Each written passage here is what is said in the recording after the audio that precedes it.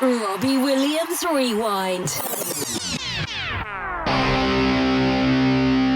Welcome to Robbie Williams Rewind. We are the champions. I'm Matt. And I'm Lucy. And along with help from special guest fans, we take you on an in-depth rewind through the solo career of multi-award winning singer, songwriter and entertainer Robbie Williams. Hail Keanu. We've turned today's episode around as quickly as we could for you all. We're going to be talking about Robbie's Dingwalls gig in Camden, London on the 9th of October. It was Robbie's smallest ever ticketed gig of his solo career. Was it? Yeah, apparently. Wow. That's what they advertised it as. With Ticketed, yeah, okay, yeah. With 400 tickets sold, apparently, by Ticketmaster for a 500 people capacity venue. He played the entirety of Life Thru A Lens in album order, and we had a 10 to 15 minute break, and then he sung all of the standard edition of BRITPOP in album order. Yeah, and we were extremely lucky. I mean, some of you might have seen us on the live before. Yeah. We got to go in. Yeah. So we were very lucky to get into that gig at the last minute. Yeah. Very appreciative to be able to get into that gig at the last minute. Extremely. So thank you. You know who you are. We're going to be joined today by two special guest fans to help us discuss the gig. We'll also be playing our chats with the fans who we interviewed in the queue in the build-up.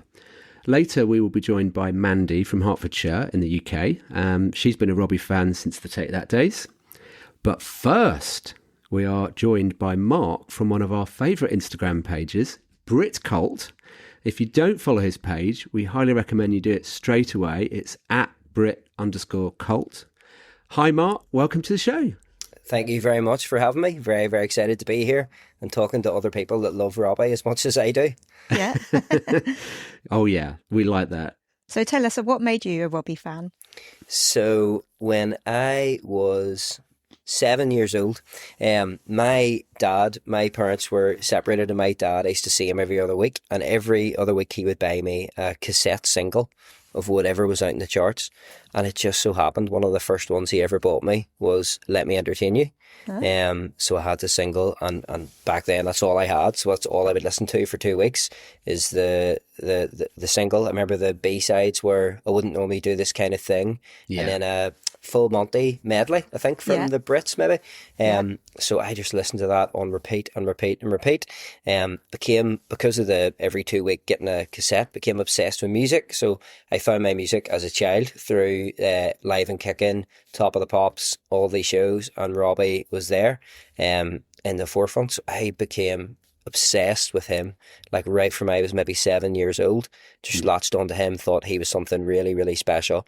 And then that stayed with me all the way through my teenage years, just listening to Robbie, getting every album on the day of release. And I just got really, really obsessed with him, his music, his character, his performances, everything. So it started with Let Me Entertain You, and it's continuing to now.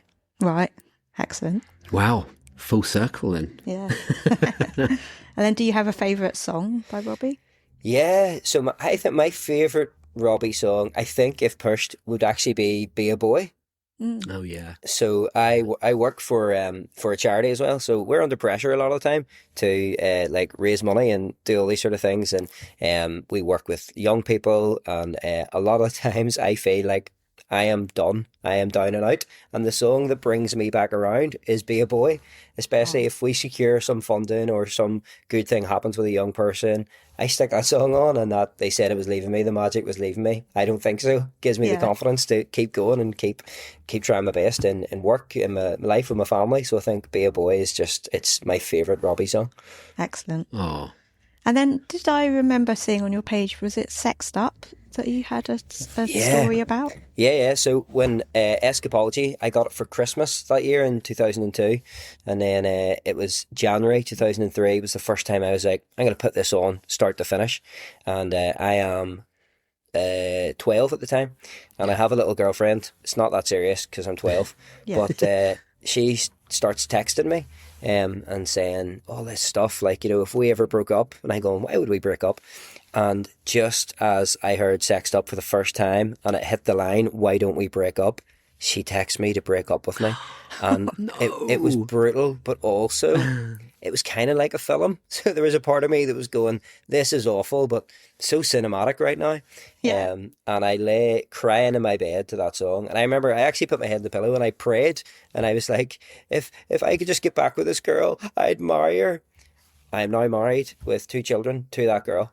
So, yeah, I like to make her feel bad anytime I play that song. And I'm like, you broke my heart to this song. This song reminds me of my 12-year-old heart being broken. I love that story. Wow. Yeah. 12. So when did you get back together again? 19. It was a long break. Right. Ah, okay. That is A long amazing. break in between. So now when you put that song on, you scream out those lyrics really loud. Yeah. I know exactly how Robbie felt. You know, it's just another amazing story and example of how people connect with this music. Yeah. I mean, just every time we hear a story like that, it's just so incredible. Yeah. You know, so what a lovely story. And tell us, what does Robbie mean to you? Honestly, so you guys had Robbie on the podcast. This episode was amazing. I've never met Robbie, but people always say to me, like, what would you say to him if you met him? And I go, I don't know. It would be super intense. I think I would have to just go, you're my sun, moon and stars. Like, it's, so I think I find it hard to articulate, but I'll try my best. So growing up, obviously I listened to Robbie when I was a child. Everybody did.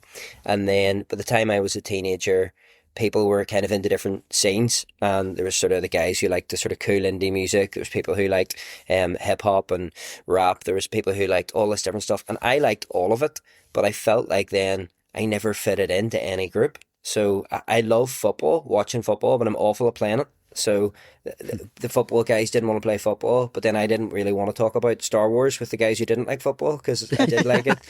I was really into like metal music and sort of heavy music, but those guys were like, you like pop music as well? And I always felt a bit outside of every group, and I think so did Robbie. And you hear that in his music, and he goes from genre to genre, and for me, I felt like he was someone that I really related to as well, and in that sense that I was going, this is brilliant music, and it's music for people who are on the outside of cool, looking in, oftentimes wanting to belong, wanting to be cool, wanting to feel comfortable in our own skin, but we don't. And I was like, I have him. And for a lot of people who I sort of grew up with, they just thought his music might have been a bit naff or a bit too pop or whatever, but I was like, this music has got so much depth and means so much to me, and it's not because I don't like good music. Do you know what I mean? It was like, I love music as much as everybody else. I was obsessed with reading the Enemy and Q magazine, and I was like, and knowing all of that made me know even more that Robbie was incredibly gifted artist, writer, performer, and everything. So he means so much to me. His music has carried me through, obviously, from I was 7 till now. So every heartbreak, every anything goes wrong in the family, with getting married, my children being born, it's just like a bit of constant in my life, and it's not even just on in the background, it's on in the forefront, where his music and his lyrics have meant so much to me. You've got me through so much. It was, I know we'll get to the set list later on, but hearing Baby Girl Window, it was just that wee line, I'm looking for the words to say, someone to take the pain away. I remember being 13, 14, and you feel everything so heavy at that age, and Robbie's voice in that song, you can tell he was going through it at the time, and things like that song has carried me through my teenage years, probably more than one particular friend or anything else. It's just, he's always been there. I've always been listening, and I've always felt like he was somebody I really related to. Yeah. That's an amazing answer.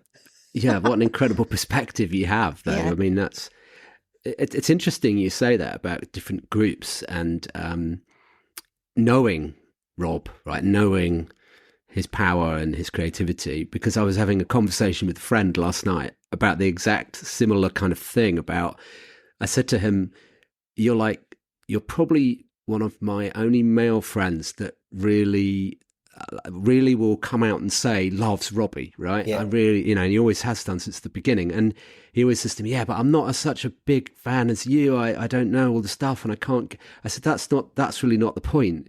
You've always supported him, and we've always talked about him ever since we were at school, you know, like yourself. But you're like the only one that I know. I mean, I know lots of other people now that are men that like Robbie, but there was a period, like say, where it wasn't cool.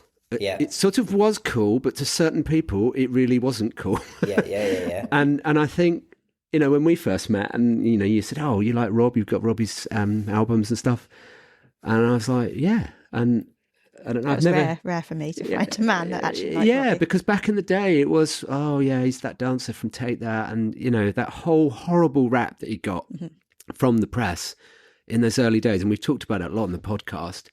It annoyed me so much how people were torturing him and trying to kill him off, basically.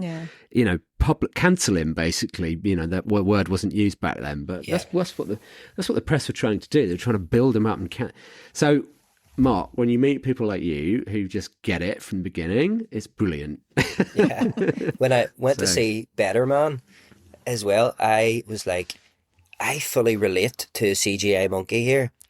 I was going, this is strange. But my friend, a friend Ross, who was at the premiere with me, but there was another guy who watched it later, and he was like, I just thought of you the whole time because my parents split when I was young. My dad went on to become a comedian. My granddad passed away this year of Alzheimer's, but when the movie came out, he was really suffering. And for me, the line whenever he says to Nicole Appleton's character, he's like, I don't give an F what anyone thinks, and she goes, you give an F what everyone thinks. I broke down crying. And I was like, oh, that's me, like spending my whole life trying to be that when I am that. And it was nice to have my friends say, you're kind of like that CGI Monkey. And I was like, now do you get it? Now do you get why every song, everything means so much to me? Yeah. Oh. It's hard to explain to people though, isn't it? I mean, this is why I enjoyed my chat with a friend last night, because he gets it. Yes. He gets it. And it's very hard to explain to someone that's not in the world, that's not in the same frame. It's hard. Yeah. So. Yeah, sometimes I feel like when I'm talking about him with such passion and enthusiasm, people are looking at me going, like the pop star Robbie Williams. And I think that's the thing. It's because he's so widely known. Yes. But not in the way that the fans know him. So if Robbie had have been some sort of niche artist that only some people knew, then everybody in that sort of fandom would get it. But people kind of vaguely know Angels, Rock DJ, used to be in Take That, so they don't understand whenever you have the same adoration that someone has for like a small independent artist or somebody like a Bob Dylan character with hundreds of albums, that you feel the same way towards Robbie Williams. People are quite surprised when you give them more depth. Yes. When you start educating them in a nice way. I mean, you start telling them about how creative he is and how just, you know, it isn't just, oh wow, he's amazing. You know, it's like you start telling them what he's really like and the struggles and stuff he's gone. And like you say, the film and the documentary obviously has brought it more into people's awareness. But I remember lots of conversations we've had with family, with friends, where, you know, you sort of have to say, well, no, he's quite a vulnerable person, actually. Oh, is he? Yeah. Yes. And he's got a lot of challenges and problems. Really? You know, some people just don't know that. But anyway, moving on. Yeah. So when did you start the Brit Cult page? And I know also you get a lot of flack for including Robbie on that as well, don't you? Yeah. So I started it in 2018, so a long time ago. And you know, the first name I had was When You're Looking Like That, like the Westlife song. And then I think I spelled "you're" wrong. I done the wrong, like grammatically wrong. Yeah. And then couldn't get the right one.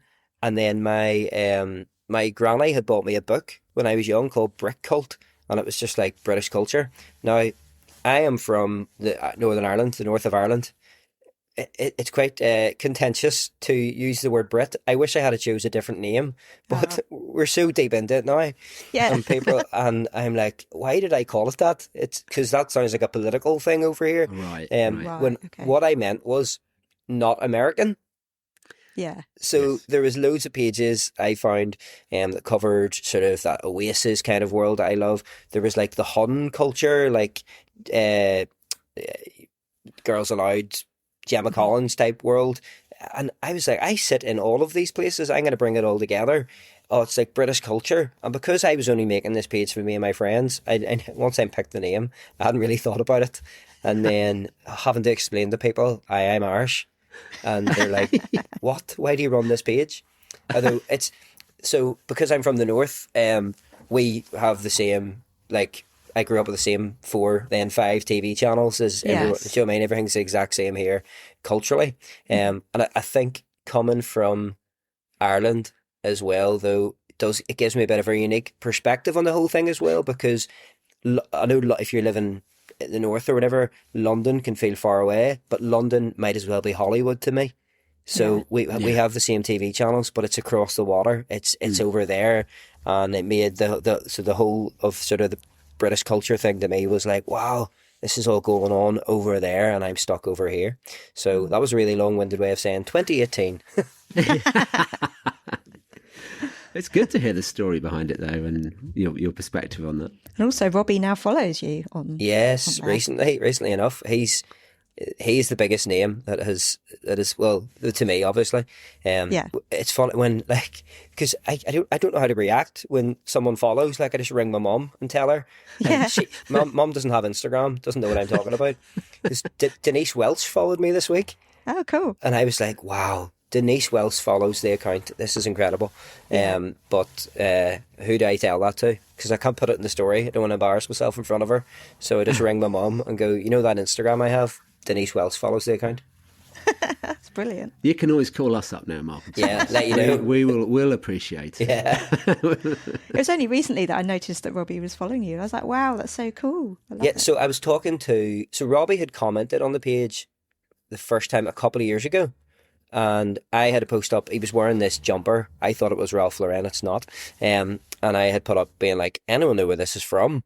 I'd really love it. And then Robbie had commented saying he got it in American Classics in King's Road or something in London.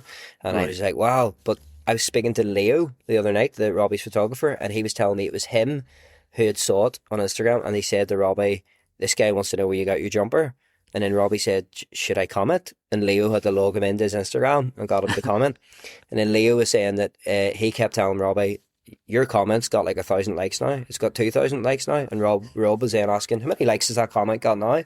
So, and then he's seen a few things and commented a few times since. And every time he does, it blows my mind. Yeah, I bet. Yeah. Oh, that's lovely, though. That's good. He likes what he likes, you know what I mean? When he gets into something, it's never glib, Robbie's all in or all out, he's full on. And I think that's, he explains that himself, doesn't he? So he obviously loves what you do, which is good. Yeah. So maybe we should move on to the Dingwalls gig. Let's chat. That's what we're here to talk about. Yes.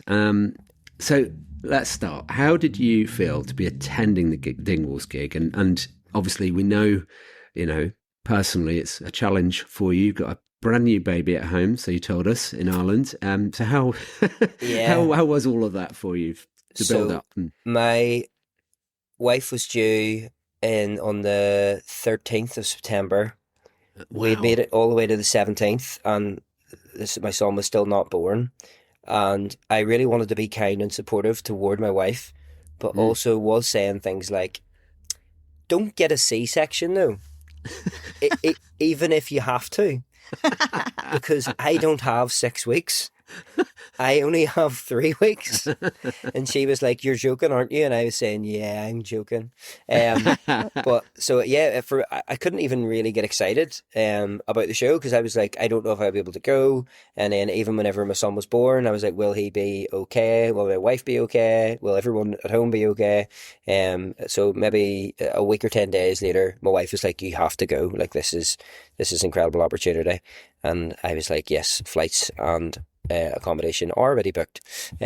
So I was just so excited. I've only seen Robbie in stadiums and arenas. So this opportunity was obviously just incredible. I was so excited. I love Life Thru A Lens as well, and I had really been enjoying BRITPOP, so I couldn't wait to hear them both. So once I knew that my son Jonah was okay, it was all I could think about. Yeah, I bet. Yeah. So you also shared a video of Rob singing "Oh Before I Die" from the side of the stage but phones were banned. Was it shared with you to share on your page, or Because people were just wondering. We're intrigued. Yeah. Yeah, I did not take that. Leo took that. Okay. Oh, Leo took it. Right, Yeah. he gave it to you. Yeah. Okay. I've got a copy of Spies from the gig, but I was standing beside Leo when he recorded Spies. Mm-hmm. So, where you can hear your own voice? Oh yeah. I will never share that because I can hear myself singing so loud on Spies. Leo was chatting away, and then he goes, "I have to record this one," and straight away went in. And that was on an iPhone. I thought the quality was incredible. Really good. Yeah, Yeah. it was. Yeah. He moved around really well as well with it, didn't he? He didn't just he sort of did he move around at one point? I thought Well, he he did. just sort of panning the crowd. Yeah, and that's the right, stage yeah. and stuff. Yeah. Because he must have been on the stage at one point, and so I was at the. If you're looking at the stage, I was at the left, kind of up in the balcony a bit. It's not a balcony, but up there, so I could see. So he was there for Spies and stuff like that, and then he was away again. Right. Yeah. We had to learn fairly quickly when we started sharing content on our social channels that when we're taking a video, we're not allowed to sing to it. Yeah. So quite often people will see me just lip syncing, and because I love singing as loud as I possibly can. Yeah. We did it a couple of times. It's like, to your point, that's not usable. So now we just have to. I am singing my heart out in Spice. I kind of forgot he was there recording, and then just the brilliant thing about not being on my own phone was just being able to completely lose myself. Yes. In the music and what was going on. Wasn't it just so good? Just like the 90s. It was like the 90s. Incredible. It really, it's a very surreal experience actually to stand in a small room like that with no phones up in the air, like an uninterrupted, and the levels and the split levels in there are really good because I think it meant most people could see. Yeah. And often when you go to a gig where it isn't like that, especially for you, Lucy, you stood behind someone who's too tall and you can't see. Yeah. Yeah. It was good, wasn't it? But don't you think more gigs should be like that? Yeah. So I work in schools as a youth worker, and the last Monday was the first time I saw those pouches in schools. They're using them the same way. And then at the Robbie gig, and then I went to see Pete Davison, the comedian, on Friday night in Belfast, and the same thing happened again. You had to give your phone in. And I was like, I think this is the way forward because you're able to really enjoy this. Like, I've recorded so many bits of concerts. I don't look at them. I don't watch them back. You're never going to find yourself lying in bed having a look at some concert footage from 2014, which is mainly just your own voice. Yeah. And other Lucy people's does. phones. I do. Lucy You does. do? You watch them back? Yeah. She's quite unique in that respect, I think. But you do, don't you? You like archives and you like looking back on I do things. like And looking you're an back at them. archivist, really, aren't Yeah. you? Yeah. Yeah. Fair. But I think it should be that way. And I think, if some content at least is shared from it, like Leo did with you, I think that helps, So I think as long as there's some memory or record of the gig, I think that will placate people rather than it being. I mean, I can understand why. Obviously, they want to control what's coming out because of some tracks which we've heard and nobody else has heard. So I get that part of it. But and obviously the album was kind of supposed to be released. Yeah. Dingwalls was the first gig where it was part of the album launch, but now obviously we know that's moved. So Yeah, I think I do like whenever then if some other content is released, I think that's a fair trade. yes. Yeah. In terms of all that. It's the same. I mean, I went to see Oasis in the summer and I was allowed my phone, but my footage is terrible. But I went to Dublin and they released Wonderwall live from Dublin, and I can always listen to that and go, I was there. Yeah. Yes. More so than I'll watch me on my phone. Yes. I was filming. Yes. Well, and also we noticed, we don't know officially, but the whole thing was being professionally recorded. Yeah. There were cameras all around the venue. But then again, we've seen that before at Robbie events, and it's never seen the light of day. Yeah. So this is all going into archives. Hopefully, it is used. I'm hoping they use it around the launch sort of time, really. But Yeah. Like somebody was telling me this week that Chris Heath is also still just constantly around. Yeah, he is. Yeah, we've seen writing him quite everything a lot. down. Mm-hmm. Yeah. But we don't know, will there be a book, or has Chris Heath been around since like 2001 or 2 just writing down? he's often at events, Yeah. and so I'm hoping that maybe there will. Maybe will be they'll another book. do another book around the album time, maybe. What does Robbie call this era that he's in at the moment? The what did he say to us?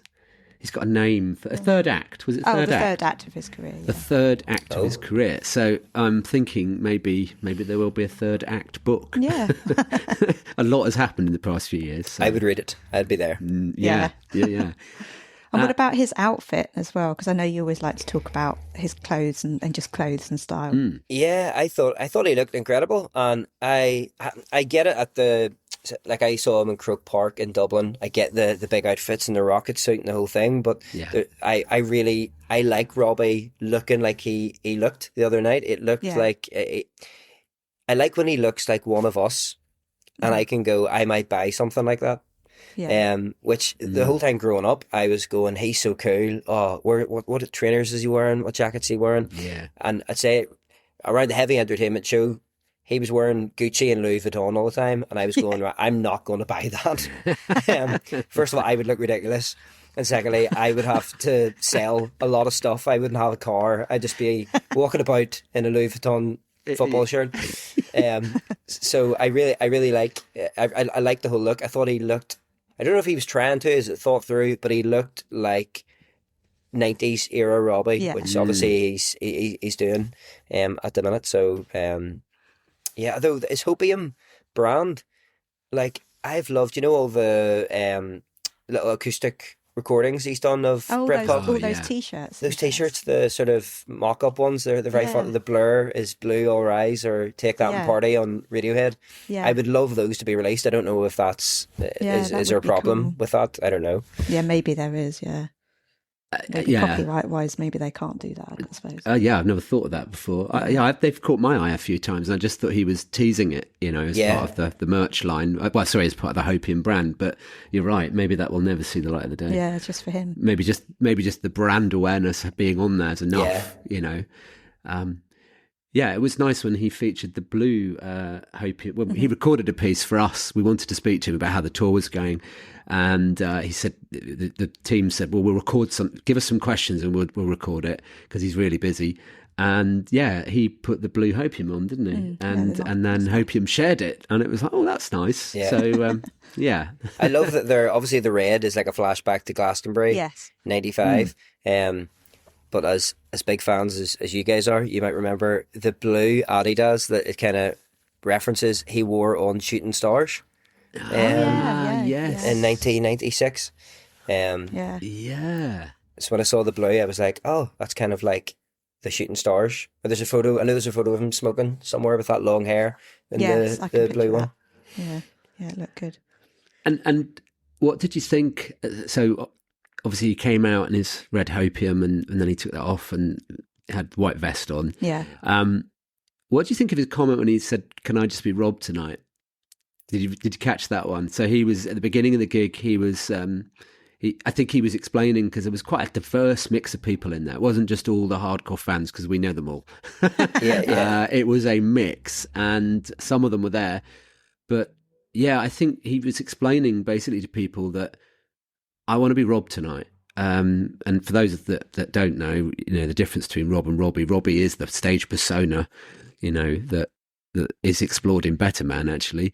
And Rob is the human being that sits behind it. And I just thought it was lovely the way that he said that. He just said, I just want to be Rob tonight. Can I just be Rob? Yeah. And it kind of it reminded me as well. It's one of those documentaries, the really old ones, maybe like that were on ITV, sort of 90s ones. There's one where he was talking about Killing Me back then, and he said, I've written this song and I'm pouring my heart out, and they're just shouting, get your kid off, Rob. Yes. And he was annoyed at that, and I felt like finally now, nearly 30 years later, you finally have the captive audience who have grown up, and you're going to tell the stories behind these songs, and we're listening. Yeah. And you've maybe wanted that for a long time. Like, he wasn't getting it. Last time he played in small venues, he was still getting Take That fans going mad, and that's fair enough. And then he became too big to really have a long chat and talk about this song and that song. He's not treated like an artist a lot of times. He's just treated as a celebrity. And he was able to be himself and maybe he's finally also realising that he is an artist and he has things to say, and people care about his music as well as the tabloidy stuff. Yeah, it was really nice hearing him introduce every single song with a little story. I have written down a lot of them to sort of share, but I think, was it for Killing Me that he talked about his daughter Teddy writing music? Yeah. It was that during the intro for that, wasn't it? Yeah, it was during that, and about how these songs are coming from some place of deep pain, and he was saying, I hope they're not about me. I thought that was good. And obviously she, from what he's saying anyway, seems to have a bit of his talent. Yeah. Shall I read what he said? Let's hear it, yeah. Obviously there was no way that I could have remembered all of these quotes, but somehow Enemy and other press have got word for word all his quotes, and so I don't know if there was people in there with pen and paper doing shorthand, some journalists. Maybe there was a release. Yeah. But anyway, he said, my eldest daughter, Theodora Rose, turned 13 last month, and she's always writing songs. She was able to do it as a 6 and 7-year-old. She just makes some melodies, and they fall out of her like a fountain.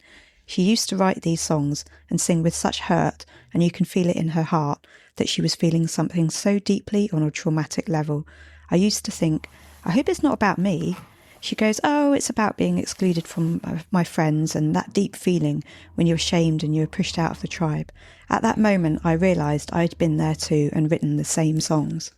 I think that's how he introduced Killing Me. Yeah. It's a deep moment now as well. There's lots of deep moments, but that was in particular, Yeah.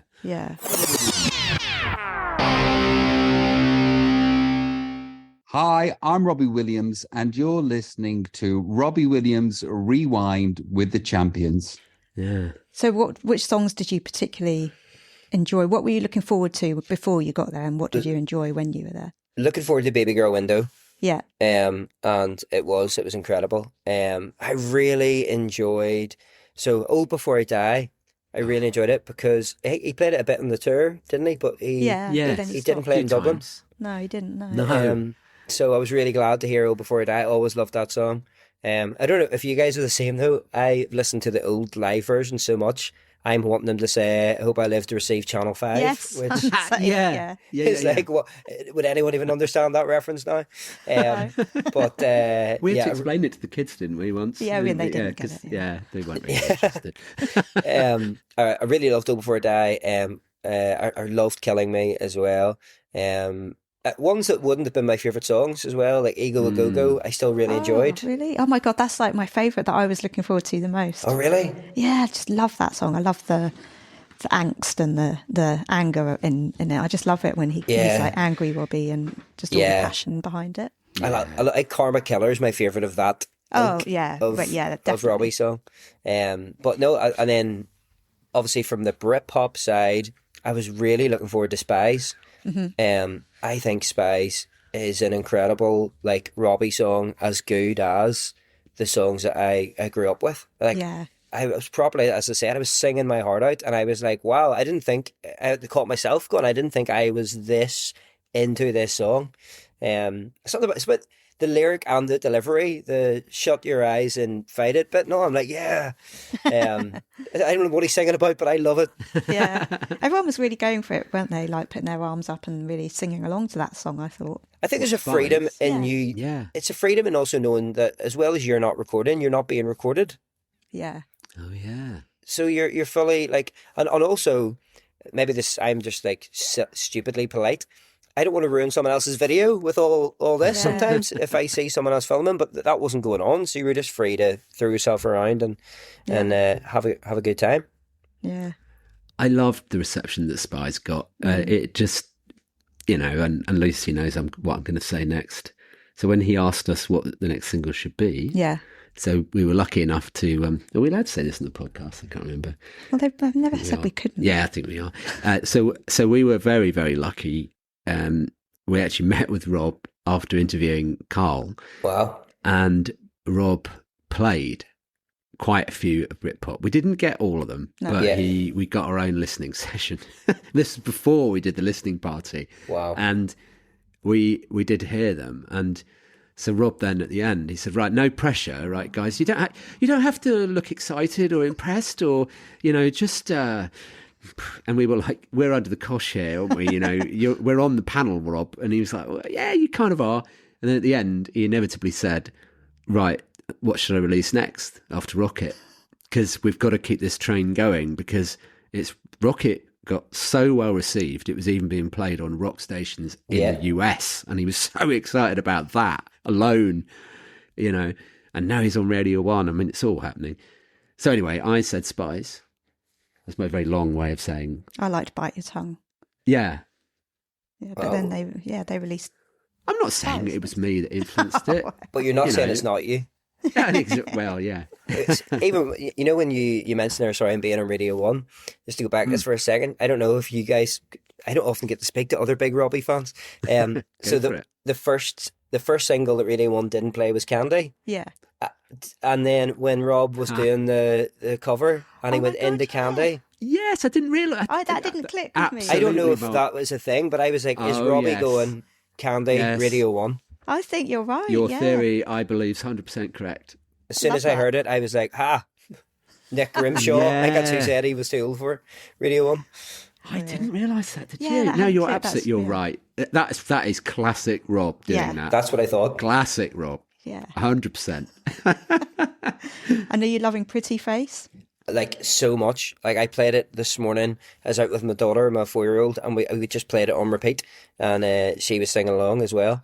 Yeah. And the hello bit at the start, I thought of the Oasis song Hello, and then I was like, it's also like Smells Like Teen Spirit by Nirvana. Yeah. It's a bit of a mix, isn't it? Yeah. The two. Yeah. But yeah, I think it's amazing. And like, this is a game where this can sound like I think too much of Robbie. I was talking to my friend earlier on, and I was saying, Pretty Face is amazing. It sounds like 90's Robbie. I think he's just performed it on Graham Norton on Radio 1. I'm not saying he's better than Paul McCartney, right? But 35 years after the Beatles first came out would be the late 90's or else 2000, I think. No one cared then about a new Paul McCartney song. No one was playing it on Radio 1. Mm-hmm. It wasn't, Paul McCartney wasn't being invited to sing on like a show the level of Graham Norton.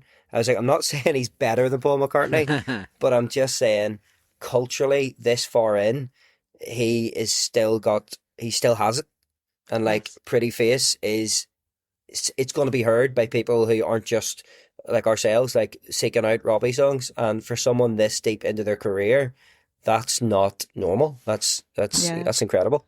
Yeah, you're right. It is. It's utterly incredible. You know, I mean, I think, when you're so deep into the fandom as we are and you are, sometimes you have to sort of step back and go, right, actually, what is actually going on?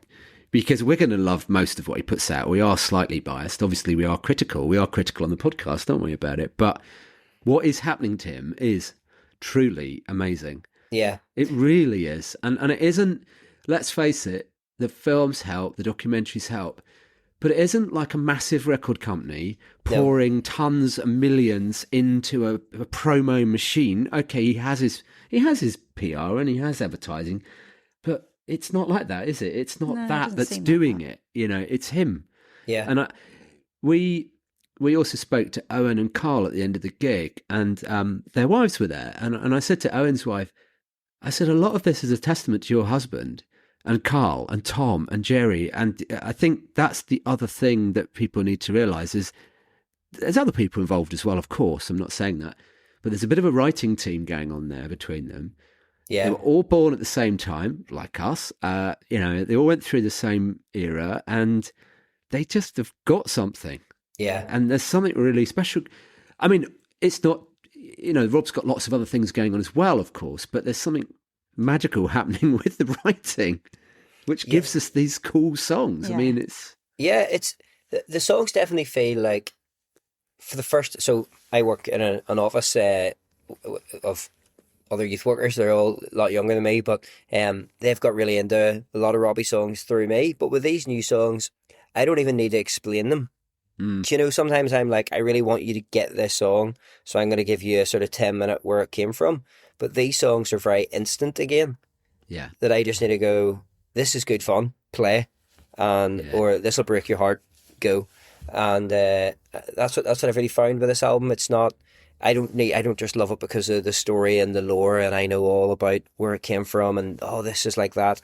These songs are massive, big songs, and I think it's come at a good time culturally, where there is like a sort of renaissance and celebration of the 90s at the minute. Yeah. But I think Robbie would have put this out anyway. Yes. Even Because we spoke to him like 2 years ago, and he was discussing it then. So yeah, I was wondering if it was going to be heavier though, because he had done the bit on Soft Plays, Punk's Dead, and then he had commented on Idol's Instagram one day saying, I want to make music like you. Yeah. And then I was like, I hope you do, because people who love you anyway, and people who don't like you anyway. So though I heard, I don't know if I'm allowed to say this, but I heard there's an Idol song, Gift Horse. It's real sort of heavy song. Robbie wanted to do that in the Live Lounge as his cover track originally. But was talked out of it because it was like that's not going to work. So you had to go for the cool. Well, not that isn't cool, but you had to go for Wet Leg instead. Yeah.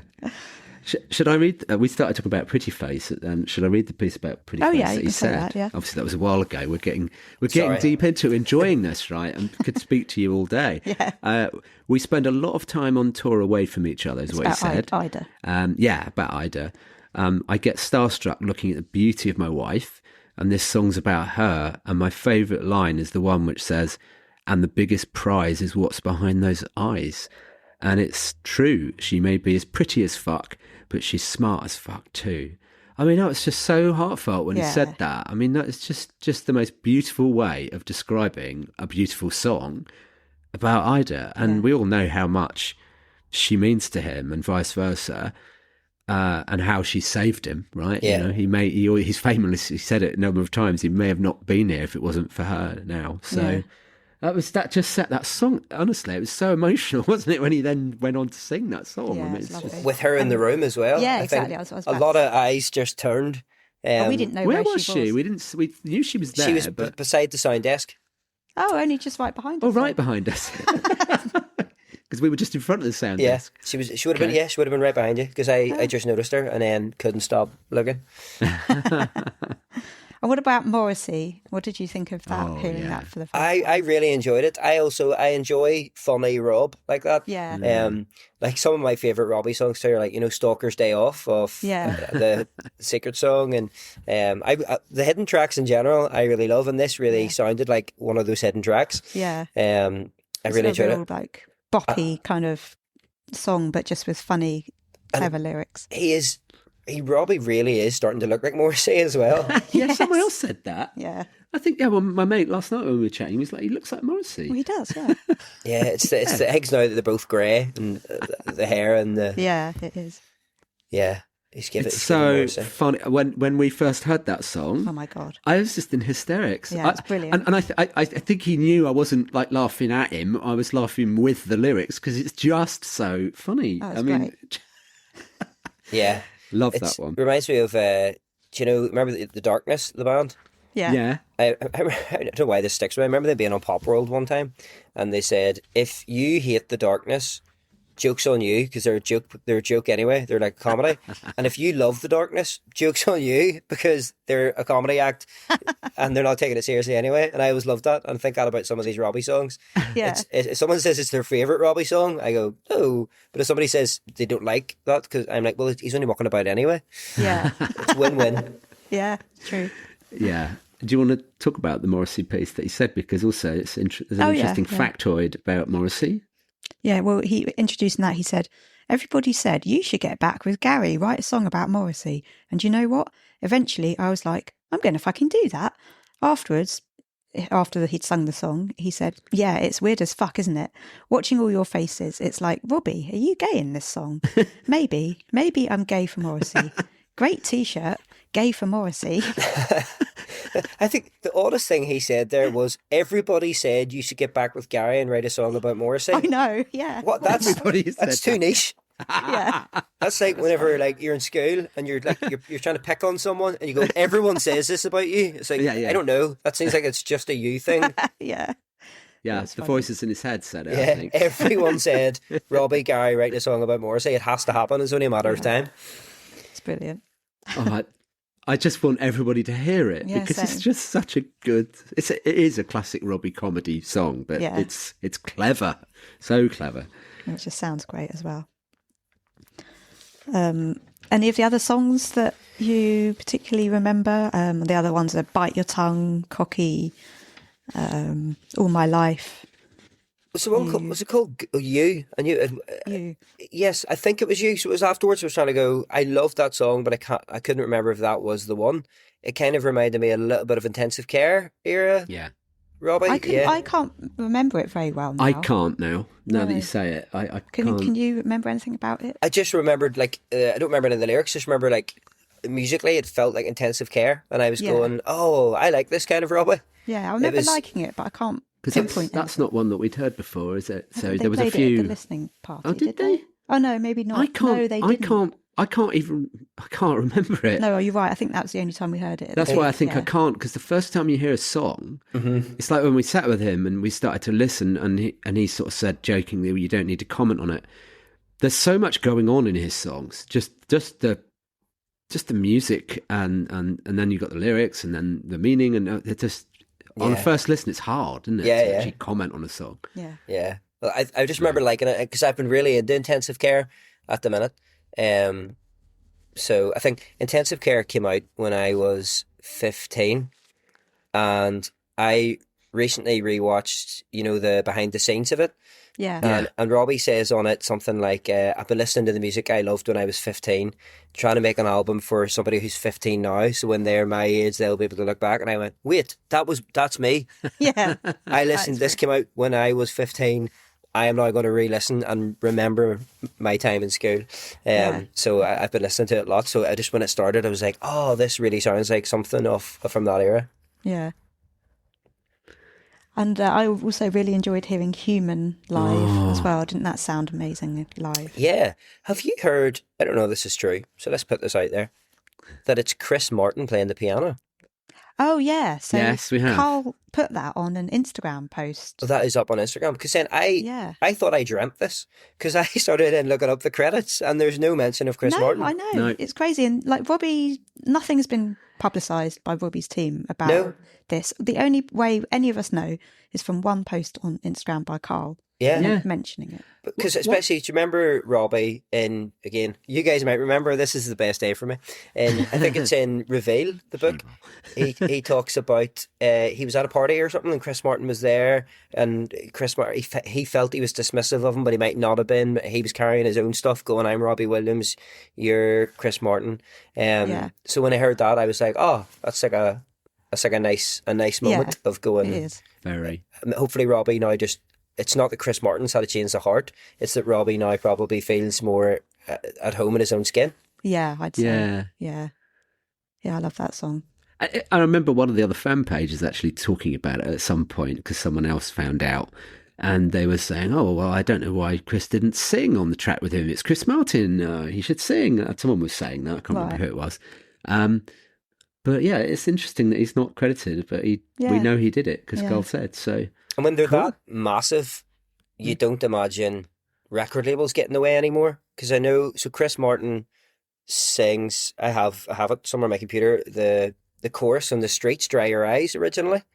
But it wasn't allowed to be released because they were from two different record companies. But that's 20 years ago. You don't imagine that to be the case when you're the size of Chris Martin and Robbie Williams. You think you can do what you want. Yeah, I'd say. So was there anything else, Mark, about the gig that kind of surprised you or was notable for you? Just sort of open question. The order of it, I thought he would have played the new album first, and then not that anyone was going to leave. I mean, it was so hard to get tickets, but at the same time, if you don't live in London and it was that late, Well, yeah. I thought maybe some people will sort of head off before the end of. Some did. A few did, BRITPOP. unfortunately. Yeah, people will be About very saddened to know that people were 50 people, leaving. apparently. You didn't. I nearly got into a fight. Really? Oh. Yeah. So this is an You don't exclusive. seem like the fighting type to I'm me, not, but I had to pretend I was. So there was two women beside me who were maybe around 60, and if they're listening, maybe they're around 50.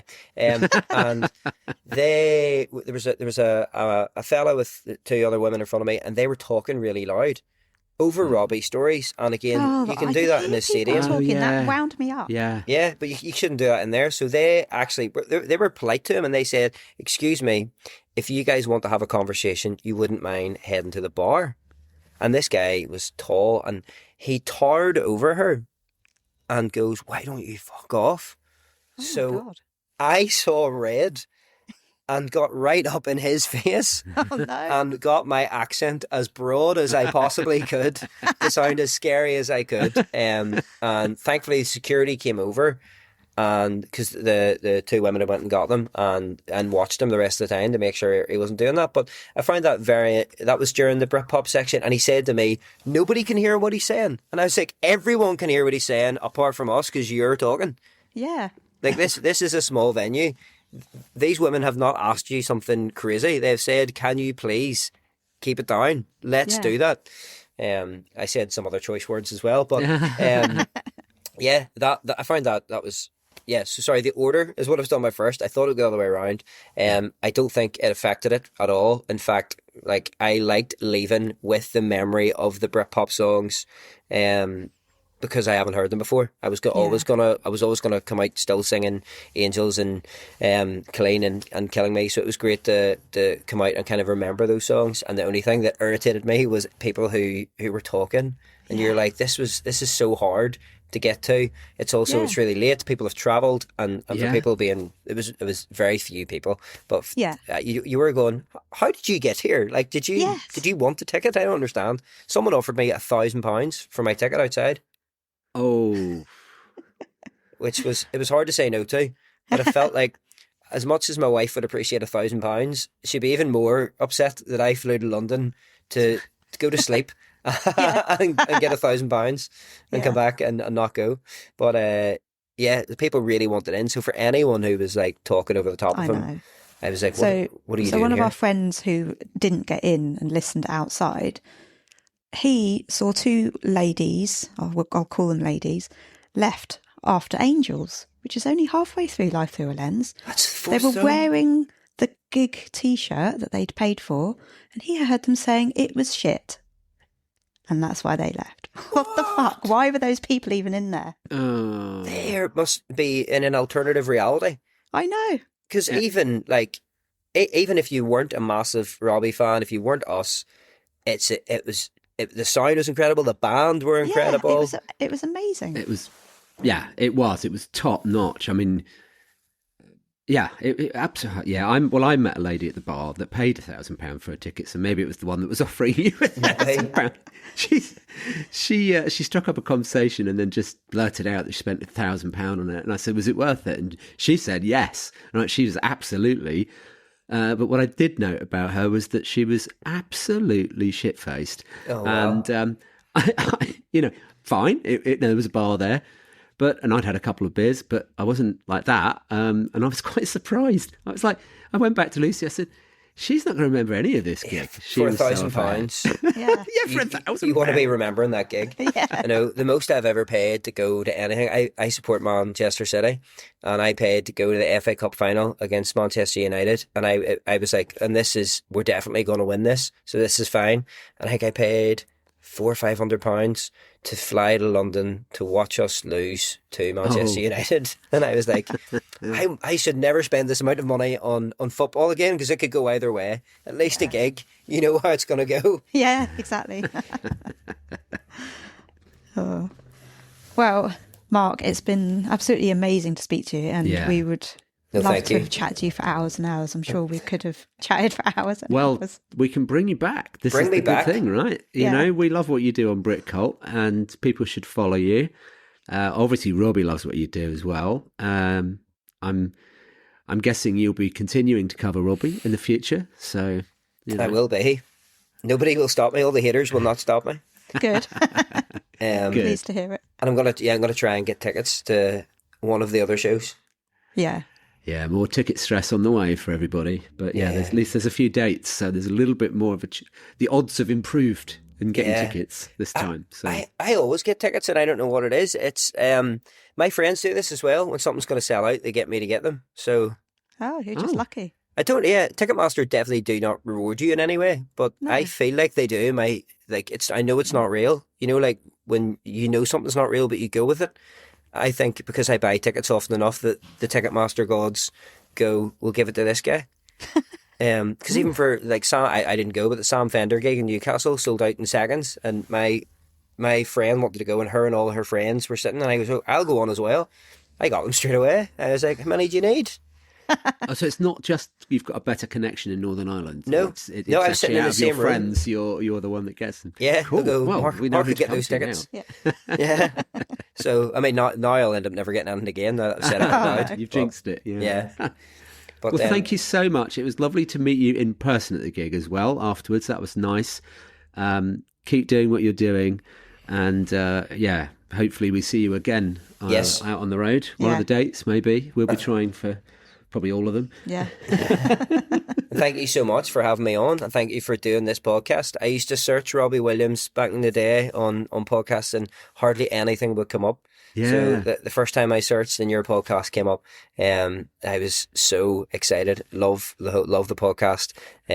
So yeah, thank you so much for doing what you do, because we don't have that much to listen to. We don't have that many people who know the stuff you know and who are able to talk to the people you guys can talk to. So thank you. Oh, thank you. Thank you. Yeah, it's nice to be able to shine a light on the story behind the story. I think we've been doing it for 4 years now. Yeah. And yeah, it's just been beyond our wildest dreams, if you get that quote. Yeah.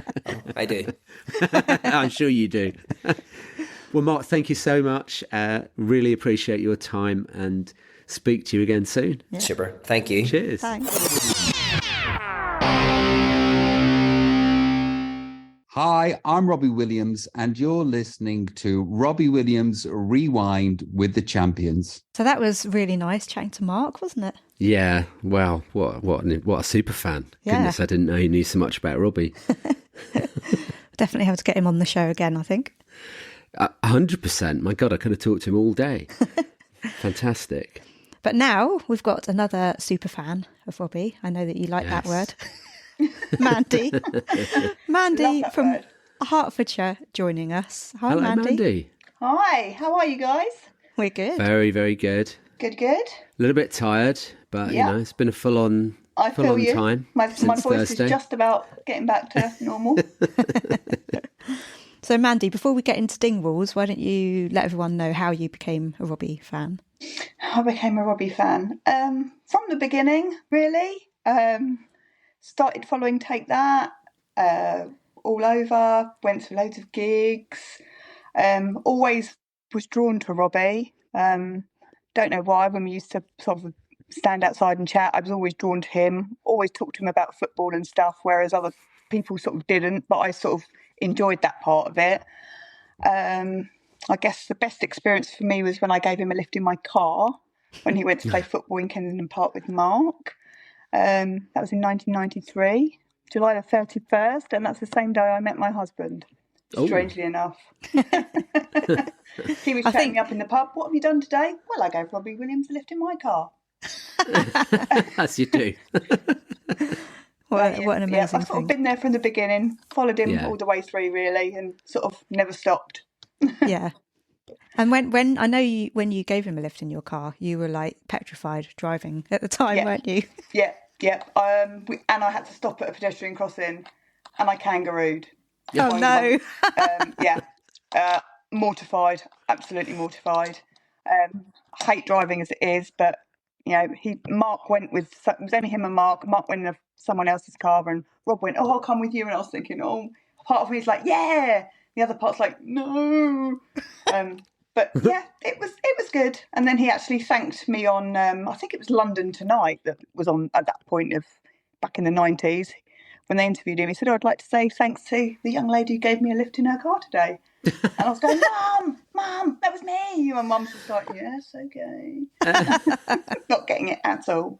But yeah, that was a great experience. Great experience. What a story. When I went to see Rob in 2012 at a Soccer Aid, I won a meet and greet at a Soccer Aid, and he actually remembered the make and model of my car. Oh, And I was like, whoa.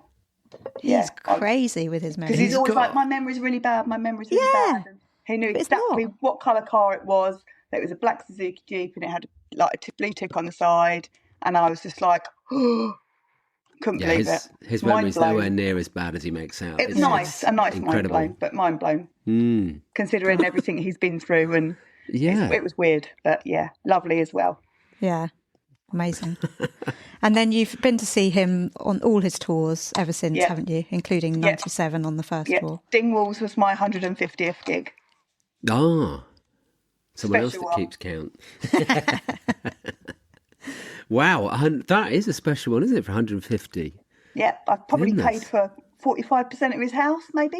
Yeah, Or I could have paid for the whole of mine. yeah. So have you got a favourite song by Robbie? Favourite song by Robbie? My favourite song, as you probably know, guys, is Do You Mind? Love it. Don't know why I love it. My mum and dad lived in the States for 10 years. 2000s, late 2000s. Not late 2000s, but like 2000 to 2010. And no one in America, you know what it's like, knows Robbie. But there was a few Hooters, like the bars, Hooters. Yeah. And the only Robbie song you could get in Hooters was Do You Mind? So whenever I went round to any Hooters, like around where my mum and dad lived or up in Orlando, I always used to put it on the jukebox because they've got jukeboxes in there. And I just really, really loved that song. Obviously, it's not like a mainstream song, but I loved it. And then obviously, as you know, at my 50th party, I had Tony do my Robbie tribute, and he, bless him, did Do You Mind for me. He hated doing it. But he did for me. But you like that one, don't you, Lucy? Yeah, I like that one, yeah. Yeah. I love all Robbie's old stuff, though, all his old stuff. So, you know, the Dingwalls gig was a dream for me. Yeah. Yeah. But yeah, I can't really say there's anything I'm not too keen on the Christmas stuff because I'm not a Christmas person. But I'll let that go. But everything else, yeah. Yeah. He could probably sing the nursery rhyme book, and I'd probably go, yeah, I'm going to go and buy it. And I think this will be an equally difficult question.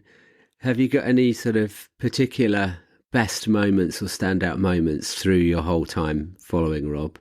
Anything that particularly stands out for you? Nebworth, obviously, of course. But then I think when you see Better Man, you have a different perspective of what Nebworth meant to Rob. Yeah. Obviously, you think, oh my God, it's the best time and it was one of the best gigs ever. But obviously, after seeing him go through what he went through, you sort of feel a bit bad for having enjoyed it so much. Yeah. Under the Radar gig, got to be in my top 5. Yeah. Absolutely amazing. I love all of those albums, every song on any of those albums. If he was to release any of them, they'd be bangers. Like I always say to him, banger. It'd be a banger. He needs to release some of those tunes. Yeah. Yeah, And I think deep down after the gig on what day is it now? After the gig on Thursday, I think he knows now what he needs to do, and he needs to bring out some of them bangers. Was it you that was asked saying something along that? Someone shouted gold out, didn't they, or something? That was the person behind me. No, I was the unfortunate person that he said to, do you want me to let me entertain you off? I knew that was you. I was like, I didn't mean it like that. I was just meaning move it down the set list. I didn't mean fuck it. And he went, no, you mean fuck it off. And I was like, oh no, I feel so bad. But yeah. I didn't mean it. That was funny. That's an interesting point of view, though. I didn't think about it like that. So, yeah, what you said about him maybe building his confidence to bring some of his, slightly more less mainstream in his eyes music. Actually, it's working what they're doing, isn't it? And we're not just saying that because we're fans. It's actually getting pick up in. You know, Rocket got played in the USA. He's on Radio 1. I mean, let's face it, something's working. Well, I messaged Luke today because Nigel got out of the car, he'd been shopping, and he was like, oh, they're playing Pretty Face on Radio 2. So the radio goes on, and I messaged Luke. I was like, Pretty Face on Radio 2? Because you just want it to be out there because there's such good songs. Yeah. And it's like, come on. You know, there's such good catchy songs. And Yeah, there's got well. so many of them, especially on the Under the Radar albums. Oh, yeah. So good. So good. Yeah. So should we talk about Dingwalls? Yeah. Go on then. Yeah. Let's start from the beginning and talk about the buying of the tickets. Yeah. 'Cause, Yeah, we'd love to hear your perspective on this, Mandy. How was it for you? Buying tickets, Yeah. horrendous. Yeah. I went over to my neighbour's house. Her and her husband both had their computers on. I had my phone on. Nothing. Thousands. I was in the thousands. They were in the thousands. Then I got a little message come up on my phone from good old David. American David. Everyone knows American David. Yeah. Have you got a ticket, Mandy? No. I haven't. I've got one in my basket. Do you want me to just get it for you? And I was like, just get it. And I said, well, what about you? He's like, I'm on holiday. I'm just messing around on my computer. Cool as a cucumber. And I was like, oh my God. And obviously I didn't even realise anything. And then he messaged and said, I've got it, and sent me the screenshot. Unbelievable. Obviously, you guys were all together. We were messaging. Everyone was messaging. Have you got tickets? Have you got tickets? And the few people that had got them, I was just like, this is unbelievable. I actually don't. Where have they all gone? Yeah. They've all gone into the bloody touts baskets to put onto Viagogo. There was a lot of that. Yeah. A lot. And I know it's bad. And I know it's like, do not buy off of Viagogo. But people get desperate. Yeah. And people did buy off there. There were a lot of people that bought off there. Well, when it first went up, I think there was 34 tickets. Yeah. That first went up, and every day I was checking, and it was going down and down and down and down and down. And then it got to the actual day, and there was 2 tickets left, I think. Right. Wasn't there one on there? Would I have tried to buy off of there? Probably out of desperation. Yeah. Wasn't there one on there once for £13,000? Yeah, there was. Yeah. Yes, when it I first hope started. nobody paid that. Yeah. Goodness. Obviously, I wouldn't have paid £13,000. Well, I was homeless by now. Yeah. Lucy's a bit more ticket savvy sometimes than I am, and I haven't really bought off resale sites, well, not for a long time. And I thought Viagogo was similar to Twickets. I thought it was fully kosher and everything. And it's not that it's not, before I get told off by someone listening.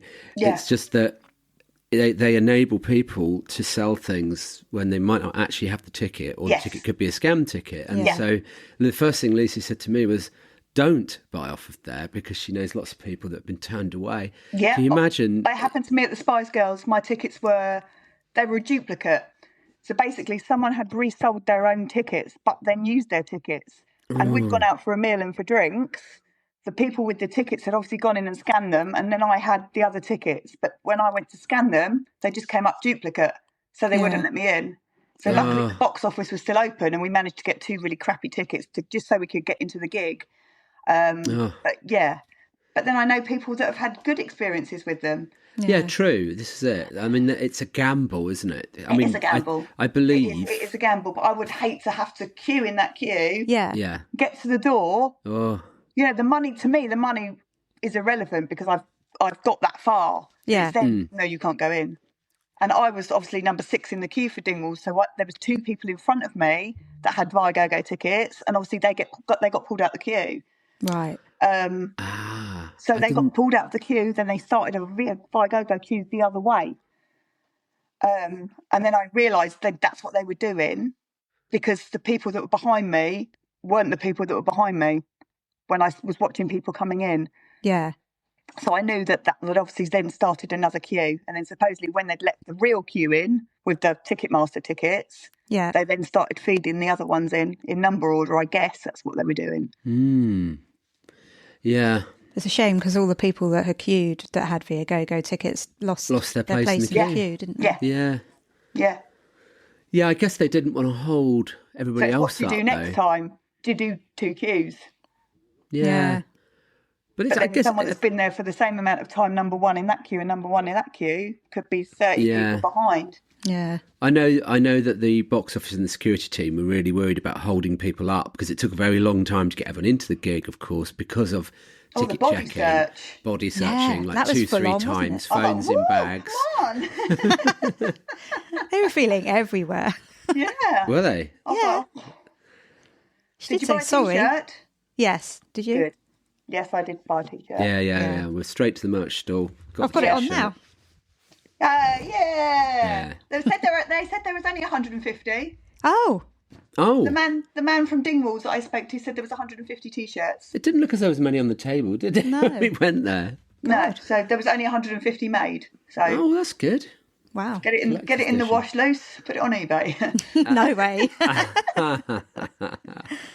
But it was very strict going in, wasn't it? It was Very strict. Very strict. You know, and I guess understandably so. I mean, your food was a bit too much, wasn't it? What did they take I had off half you? a packet of wine gums. They took those off me.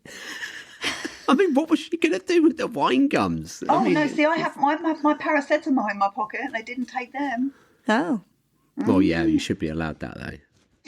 I did. I went there. I'm really poorly. I've got a really bad cold and I had tissues coming out. And she was like, "Yeah, just go." So you were number 6 in the queue, and you I was got number in, 6. and you got your barrier position. Yeah, You're happy. I was happy. And then all I wanted to know is, I turned around and I was like, "Please make sure my friends get in," because there wasn't many of them. I probably knew. You know, I've been doing this for a fair old amount of years, but there was probably 20 people I knew. Yeah. 20 people. Yeah. Yeah. And usually when we're in it's like when we're in a queue, we know the first 50 Yeah. Yes. by first name terms. You've seen them before, you know who they are. It And was there's some odd, actually. very young girls just behind me in the queue. I'm talking late teens, early 20s. That might have been the girls I follow on Twitter, maybe. Okay. And Very, Marie and I think they were German. I'm sure they were German. yeah, they might have been them. I was like, oh my God, it's like, it's really weird. And I was watching them throughout the gig because I do love to tend to have a look to see what people are doing, especially when you're on a front row that you don't know anybody. Obviously Vidor was there and I know him. And Lisa Travels was next to me. I know her. But apart from that, the rest of the barrier, I didn't know. Yeah. So I wanted to look for their reaction to see if they were fans being that close. And fair play to those 3 teenage girls because they sang every word of that Life Thru A Lens album. Oh, wow. Word. Great. Yeah. Oh. And I was like, good girls, because it's like I wasn't expecting it. Yeah. Wasn't expecting it. Oh. And I wanted him to look down and see everyone was singing. Yeah. I'm glad that they were then. That's cool. And how was it being on the barrier? Knowing there was like only about 400 or something people behind you rather than 40,000. Did that feel a bit different? Because you know what I get like, very stressed with people behind me. They were okay. There was quite a few drunks. Yeah, I we noticed noticed that. Yeah. Daggering around. And I spoke to Shirley. Who did I speak to on the way out? Emma and Sophie. They said they didn't come in, but they said that quite a few people left drunk. Yeah. So one of our friends was outside and he saw 2 girls leave drunk after Chris, yeah. Yes, I spoke to him on Friday about it, yeah. 2 girls left drunk after Angels, saying it was shit. Whatever that, idiots. And then after Life Thru A Lens, about 50 people left. It's quite sickening and sad. That just makes me so angry and really upset. Same. Yeah, when we know what stress people went through, the real fans, and then that happens, it's not nice. And there was only, 20 people outside, apparently, I think, who were trying to listen from outside. Yeah. And they wouldn't let any of those in to replace those 50 people that couldn't even be bothered. Which they should have. Yeah. They should have just said, right, go on, go. It's money at the bar for the guy that owns the club. Yeah. More support for Rob. Do you know what I mean? So they should have just let them in. I wouldn't have had a grudge if they'd let them in for nothing. No, same. Because they've already made the money on the people that have already left. Yeah. But I just do think there's got to be a better way of getting tickets out there to fans. Yeah. I agree. Like fan club level. I agree. Well, yeah, we haven't got that anymore. I mean, obviously, we're happy. Or we're happy to do it. You've ordered the album, so you definitely get a ticket. Like you prioritise the ticket, because I've had people today on Robbie Group saying, "Oh, how do I get a ticket? I don't want to order the album." What? I know. Well, yeah. So yeah. I'm sorry, but then why should you be entitled to go to gigs like this, which is special, If you're not Yeah, gonna, you should you're not you gonna should at support an least artist and buy his order it. album. Even though no purchase necessary, you should at least buy it. I mean, come on, Yeah, I agree. but now there's no purchase necessary or previously purchased. Yeah. So people have now got, I don't need a purchase, or I can press that one which I've previously purchased. Yeah. Who's checking this? Yeah. It's mad. It's crazy. So before we go on, we were interviewing people in the queue, Yes. and Okay. we can obviously come back to talk about our chronological story of the night. But Yeah. shall we hear from the queue? Yeah, let's hear from the queue. Okay, so I think we've got Sinead and Jolene first. Okay. So we've got our first people that we're going to speak to in the queue. What are your names? I'm Jolene and I'm from Surrey. And I'm Sinead and I'm from Sligo, but I live in Surrey. Nice to meet you. How's it been Nice to meet today, queuing up for Robbie? It's been fun, yeah. The rain stayed off, which is a blessing considering how it's been lately. Met a lot of nice people in the queue. Some people we've obviously encountered before. But obviously keep each other going, don't we? Yeah. Time flies. Yeah. Is that a glass of wine I see there in your hands? Sparkling wine, it might be. Yeah. It's about that time, isn't it? It's warm. So what are you hoping for? What are you hoping? What's Which song are you most looking forward to hearing? Well, I love Rocket from like the new album, but obviously from the old album, the old classics really. Let Me Entertain You, which we hear all the time, but even South of the Border and songs like that. You are Ego, go, go. Yes. Yeah, I Yeah. can't wait to hear that one. It's so good, that song is. Yeah, Yeah, I mean, definitely. has that been sang live a lot? I don't think it has. I think he Really, sung has it? it- Maybe in the really early days. Yeah, on the first tour, Yeah. maybe even second, but not since then. No, Yeah. he's so It was good. in the Live in Your Living Room video. Oh, yeah. So with yeah, that, yeah. whatever tour that was, or if that was a once off, Yeah. was that Hammersmith, wasn't it, or something? Yeah. I think, yeah. Yeah, that was 98. Yeah. Yeah. He sung it at Slane as well, Slane Castle in Oh, yeah. 99. Yeah, Right. yeah, Yeah, that's a great song live. yeah. I can't wait. And are there any songs off BRITPOP, like the titles make you think you want to hear them, or anything you're looking forward to, especially off BRITPOP? Honestly, probably Human. I don't. Obviously, we weren't at the listening parties. We don't know a lot of the songs yet. Just the ones that have been released so far. Yeah. And I But think the ones Human's really I've heard, sweet. there's only a couple that they're really good. And heard a snippet of Pretty Face.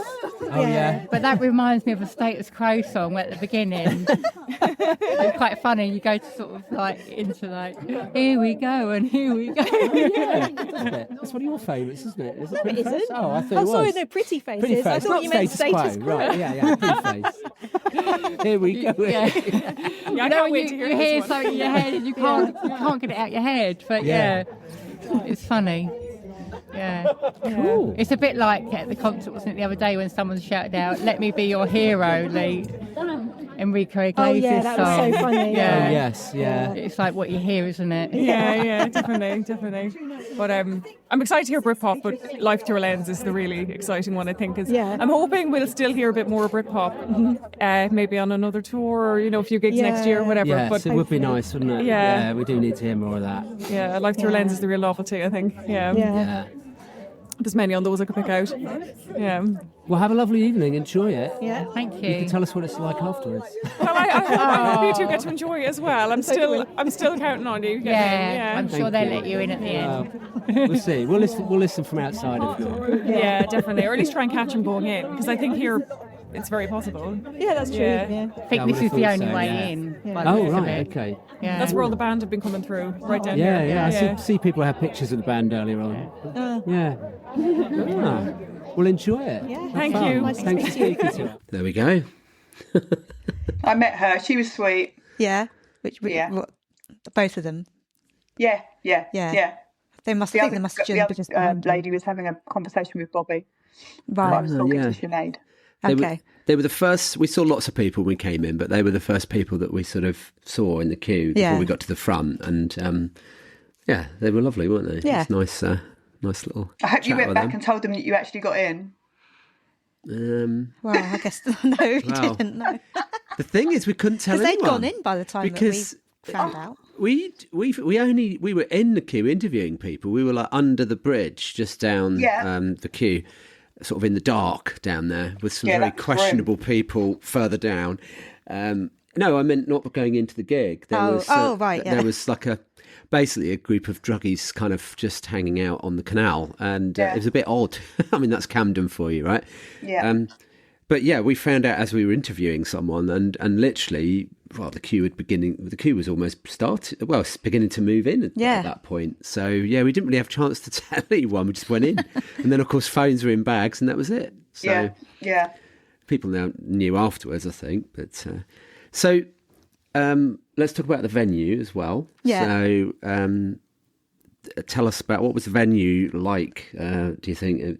I mean, Dingwalls is a famous sort of live music venue. I guess they don't have the likes of Robbie Williams in there every day. No. But It was a bit tight on the old stage for everyone, wasn't it? Yeah, it was. They only all just fitted, didn't they? Yeah. Yeah, that was tight. Well, I got there when did I get there? On the Wednesday. And I just thought, I'll go and get a drink. And I was having a little wander around, open the door, had a look in, like you do. And I was like, oh, it's so small, because you've seen it on clips on the internet, but you're just like, oh, it looks small. But it's when you actually look at it, especially when there's no one in there, you're like, wow, that is really, really small. I thought the sound was good. Yeah, it was. It was like old school, going back to 1997 sort of feel. Yeah, that sort of rocky feel, and a proper gig, not a concert, a gig. Yeah, sticky floor, sweaty gig. Yes, sticky carpet, sticky floor. I liked it. I thought it was great. I thought, brilliant, no phones. I did think that was brilliant. I thought, how amazing that everyone got a brilliant view, because there wasn't a phone on their head or by the side of their face, or because even if you're front row, you're still getting phones by your ear or by here or by there. You never get away from it, do you? So to have that, I thought was brilliant. In some ways, I thought maybe he won't go with no phones, because he'll want snippets to get out there and make people interested and, wanting to hear his stuff and wanting to think, oh, actually, I really like that song, I'm going to buy the album. And then the other part of me was thinking, well, no, maybe he's going to wait off. And obviously he waited off. But I did good the way he did that. Yeah. Yeah. Yeah, I mean, when we finally got let in, we were very lucky to see our friends Zoe and Hayley, who also managed to get in with people who had Viagogo spare tickets. Yeah. So as we walked in, we couldn't help but spot Hayley's pink hair. That was like a beacon. Yeah.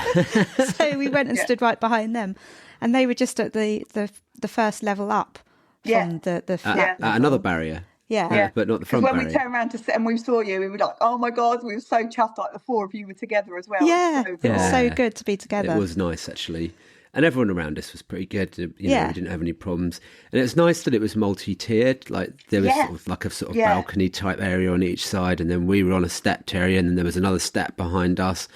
And I think that helps, because I think the majority of people managed to get a good view. Yeah. Because even the side sections were really good, especially the one like facing the stage on the right-hand side, that was quite close to the stage, but up the side. Yeah. You've already got a really good view from there. Yeah.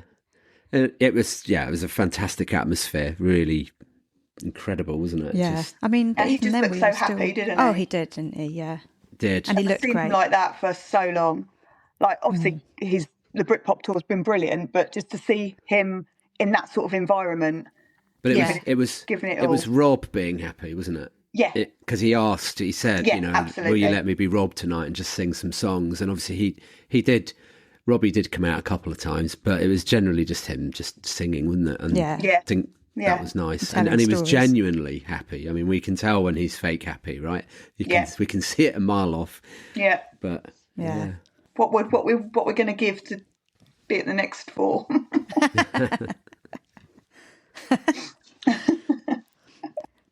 Well, let's hear from the next person that we spoke to in the queue, Eva. So, hello. Hey. Who are you? Where are you from? I'm Eva. I'm from Germany. And what number are you in the queue for Dingwalls? Number one. Number one. Number so one we have in the number queue. one in the queue. Yes. And how long have you been in the queue, if you don't mind me asking? Today? You've been here since yesterday? Yes, Okay. yesterday in the morning, but In the morning. it was very relaxed. And so we start the queue during the day when people were coming, and so we started yesterday, but we leave at night. We left at night at 9 o'clock, and we came back in the morning at 5. Wow. And what song are you looking forward to most from Life Thru A Lens to begin with? Oh, I really love Life Thru A Lens and Killing. Killing Me. Yeah, Killing Me. Okay. Yeah, and how about BRITPOP? BRITPOP. Okay. Any of those? I'm very curious about the new songs. We don't know at the Yeah. moment. So, but Pretty Face, it's the newest, and the other ones. Yeah. all of them. Yes. Yeah. All of them. Yeah. All of them. Well, have a lovely evening. Enjoy it. And Thank you. if you see us again, let us know what it's like, or post us a comment on the podcast Facebook or the Instagram. Yeah. Yes. We'd love to hear how it went. Yeah. Yeah. All right. Enjoy it. Thank you. Thank you so much. Did you see Eva in there? Did she? She was got in? lovely. Yeah, she was with Nina. Oh, okay. And they ran the book. Yeah. Right. Lovely girls. Yeah. Yeah. Good. So they had nice genuine tickets, and they managed to keep their place. Yeah. They were Not good that girls, anyone had lovely girls. ungenuine tickets. No, Obviously, the no. Viagogo ones were genuine. Yes. Otherwise, they wouldn't have all got in. But Yes. yeah, they weren't resale tickets. Yeah. And Scary. what did you think when Rob came out in his red hopium top and jeans? Didn't he look good? Oh, he looked fab. Yeah. Absolutely fab. He just looked, I don't know, everything about him, his posture, everything was just on next level to what we've seen on tour. I know, obviously, the tour was brilliant, but it was just like he was in a different place. Yes. And he could see, he was just happy, and he just wanted to get the new music out. And I'm just glad that he did get a good reception, because if you speak to everyone, I know everyone that I was speaking to in the queue were like, oh, I can't wait to hear Life Thru A Lens. Yeah. And it's like, yeah, but it's about Britpop as well. Yeah. Yes. That's what we're trying to do here. We're trying to get this music out. So I just hope that, people do take it on board and really, I'm really hoping Pretty Face does well, like airplay wise. Yeah. Yeah. Because it's such a good tune. Such a good tune. Yeah, it is. And then after, I think, the first song, he took his red hopium tracksuit top off. And Oh, yes. then he just had his white vest, which His is white very vest. Robbie, Yeah. with his fake tan. It was lovely until he started sweating his fake tan off. And then under his armpits looked a bit like a tea bag. That's all I can describe it as. I was going, not a good. It was fine when he first started sweating, but then the tan was rubbing off, and I was like, this is not going to go well. But he still looked amazing. And he sounded amazing. Let me add that. Definitely. His Yes. vocals were on Yeah. Totally brilliant. agree. My Brilliant. goodness, his vocals were good. Yeah. Singing all those songs from that long ago, he sounded amazing. Well, Yeah. and the range as well. I mean, we've always said that he's got his range. I think there was a time when he was worried about the higher range and the higher octaves. Yeah. He can still do it. He can And still that's- do it. Yeah. He can still do it. Yeah. I remember the stage was, before he came on, the stage was like really dark, and then the little lights at the side came on, and obviously the set lists were on the floor. So I'm having a look at the set list, thinking, right, I need to have a look. Because I was like, oh, is it going to be in order? Is it not going to be in order? Is it going to be in the order of like 1997, or is it going to be in the order of the actual album? And I was like, it's in the order of the album. It's in the order of the album. So I was like really excited about that. Really excited about that. Yeah. And when I looked and saw obviously Britpop as well, and I saw the whole track list there, because I was thinking, is he just going to do the 5 that people know? Yeah. Or, Yeah. but when I saw the whole lot, I was like, yes. Oh, so excited. Just to get that out there for people to like then go. I wish we had some sort of information to see how many people have pre-ordered the album if they were at that gig and they hadn't pre-ordered the album. Yeah. I know you were supposed to have pre-ordered it, Yes. but I think a lot of people in there obviously no purchase necessary. Will they now go ahead and order it after hearing those songs? Because it's such a good album. It really is. It is. So let's quickly hear from somebody else in the queue, Francie and Claudia. Okay. So tell us your names and where have you come from? I'm Francie from Germany. I'm Claudia. I'm born in Germany, but I live in Mallorca. Oh, lovely. Yeah. So what are you looking forward to most from Life Thru A Lens? Oh, difficult. to be honest, it's a long time ago that I listened to this album. I tried to do before I came here, but we was in Istanbul and didn't have really time to listen to it again. But no, there's no special thing. It's more than a surprise today to hear it one more time. Yes. It's fresh, it comes to us like, I remember. Yeah. Something like this, no? Yeah. Yeah, happy to be here. Just and enjoy it. Not any one particular song you're looking forward to? No, I'm happy to be here. And enjoy the evening. And how about the Britpop side of things? Have you heard any of the Britpop songs? Any songs? I love Human. Yeah. I really love it because it's right in the right moment, because we are thinking about the future and what will happen. Yeah. And we are all a little bit scared, and and he touched us with this, I like this song a lot. Yeah. Have you seen the video to it Yes, as well? yes. I love that. Yeah. Yes, and since I saw the video, I get this promotion that I can do it by myself, that you can fly, Oh. But I'm too old, too stupid for that. Yeah. Well, great. Have a nice night. Enjoy Thank it. you. So there we go. Apparently you can learn to fly now. So I don't know quite. Might look into that tomorrow. Maybe that's the what's that thing where like the skydiving fan thing? Yeah, maybe that's what I was maybe thinking. It's that. It must be. Yeah. Yeah. Okay. So should we talk about the songs then? Lazy Days. We started with that. It was so exciting to hear that being played, wasn't it? When it just started, I was like, because for us we hadn't seen the set list. No. Like you had. So further back we were like, okay. We didn't know the order. In the back of my mind, I thought he would do it from 1997, and I thought he'd do Let Me Entertain You. Yeah, I thought he might start with Let Me Entertain You, yeah. Because that's what he did in 1997, but obviously then when he got to Let Me Entertain You halfway through the album, what was it, like 6 or something? Yeah. He obviously realises people are a bit like... I thought it was lovely to hear Lazy Days first. It's just like, amazing. It's like a warm bath, that song. Yeah. You're just like, this is nice. Yeah. And they just come on and just started, didn't they? Yeah. It just started. It was just straight in. Proper gig style, straight in. Yeah. Yeah, so good. so good. And then obviously the funny thing that happened after Lazy Days was... So... In a minute, we'll hear from Vidor, who we met outside in the queue. Yes. And he'll explain the story. But, should we hear from Vidor first, and then should we say what happened? Yes, because this is before the gig. So, what you're about to say hasn't happened yet when we were having this interview. So, we're going to hear from Vidor and Nina, actually. I think we hear from Nina as well. First. Right. So. Oh, yeah, it's Nina and then Vidor. So we've got Nina with us. I know Hello. Nina. We've met Nina before. Yeah. And So what it's nice country to meet are you you. from? I'm from Germany. Right. Yeah.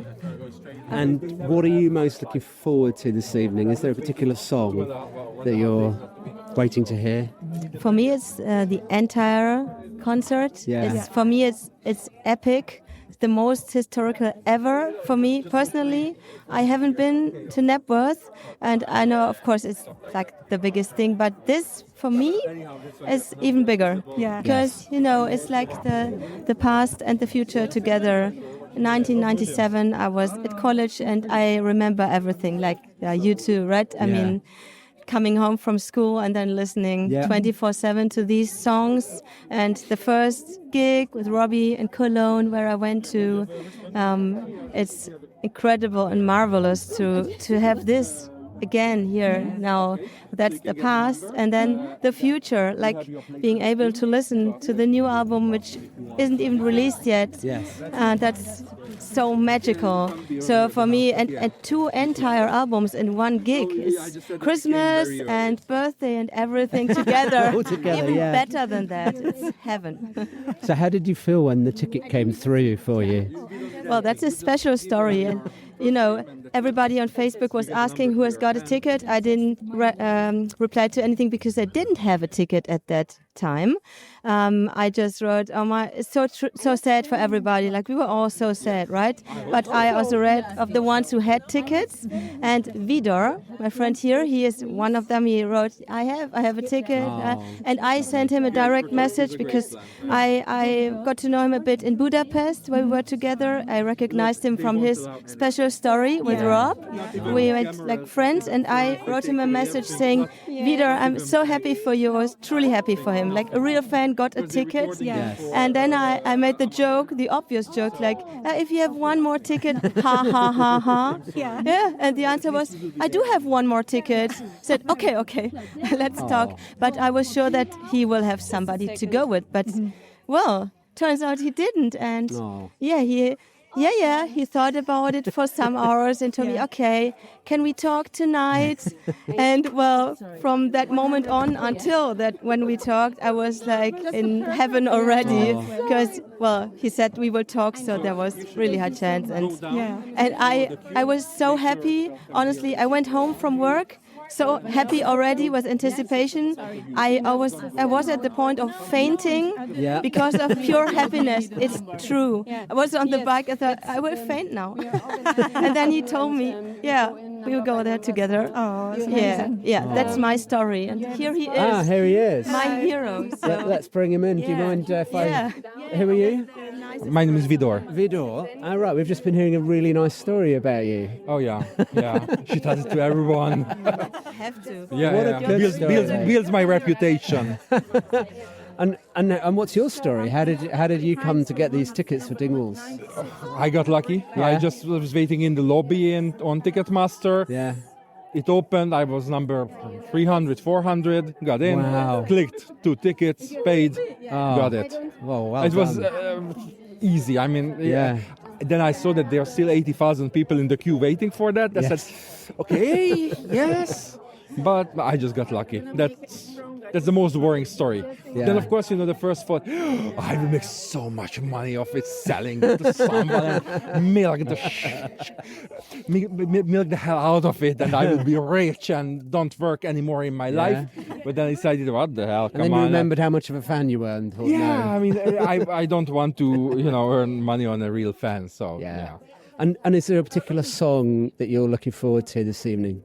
Anything, it's fine. Anything. Luckily, Let Me Entertain You and the Angels were on this album, Life Thru A Lens, so for me it's fine. Yeah. I like that too very much, so... Yeah.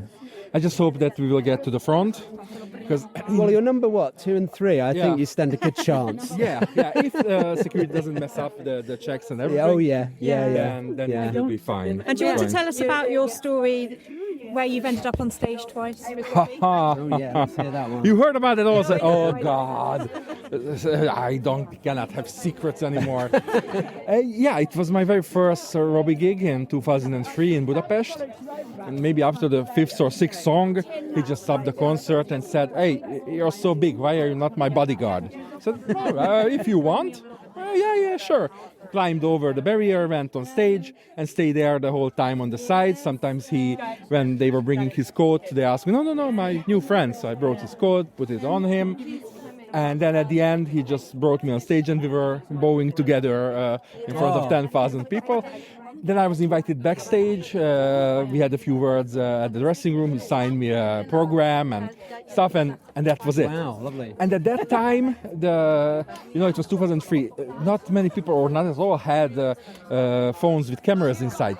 So that to prove it at home that it happened, it wasn't easy. I had to search for the internet for at least 5 days to appear on forums, some photos and videos of that event. So, yeah.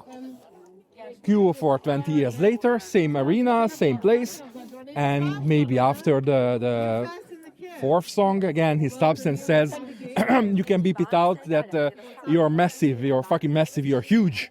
And what about the poor ladies behind you? I said, I'm sorry, but nobody told them to stand behind me. And then I climbed over, and then we had a chat a lot. So he was talking to me and everything. And he brought me on stage to dance. I wouldn't call it dance, just wave to the people with him. And he asked for a selfie from his official photographer.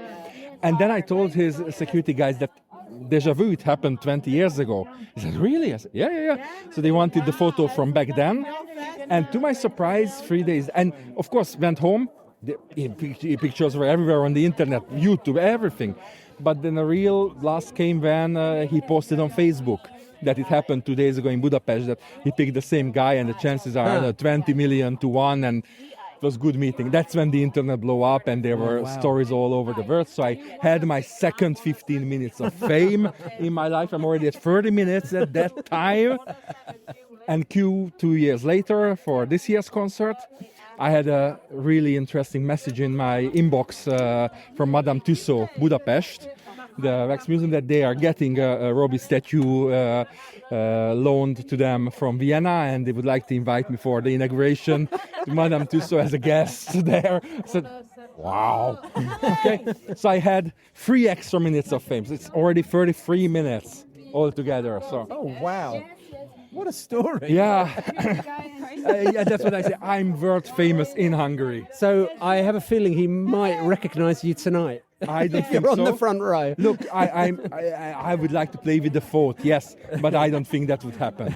On the other hand, what I hope is that since they're recording, and if I stand in the middle in the front, it's just, this blocking view, they might ask me to sit in the front or do something. You never know. It's quite a small gig venue. Yes, so, exactly. yeah. So, yeah, it can happen. Oh, Vidor? Yes, VIDOR. Thank you for speaking to us. And Nina, thank you as well. Thank you so much. Great story. Oh, right. Oh, yeah, wow, what a photo we're seeing there. And that was his post. So lovely. That was 2003, and that's 2023. Cool. Thank you for telling us that story. It's great. Oh, there we are. I wouldn't call this dancing. No. Yeah. Well, he was really cool and nice. So. Thank you.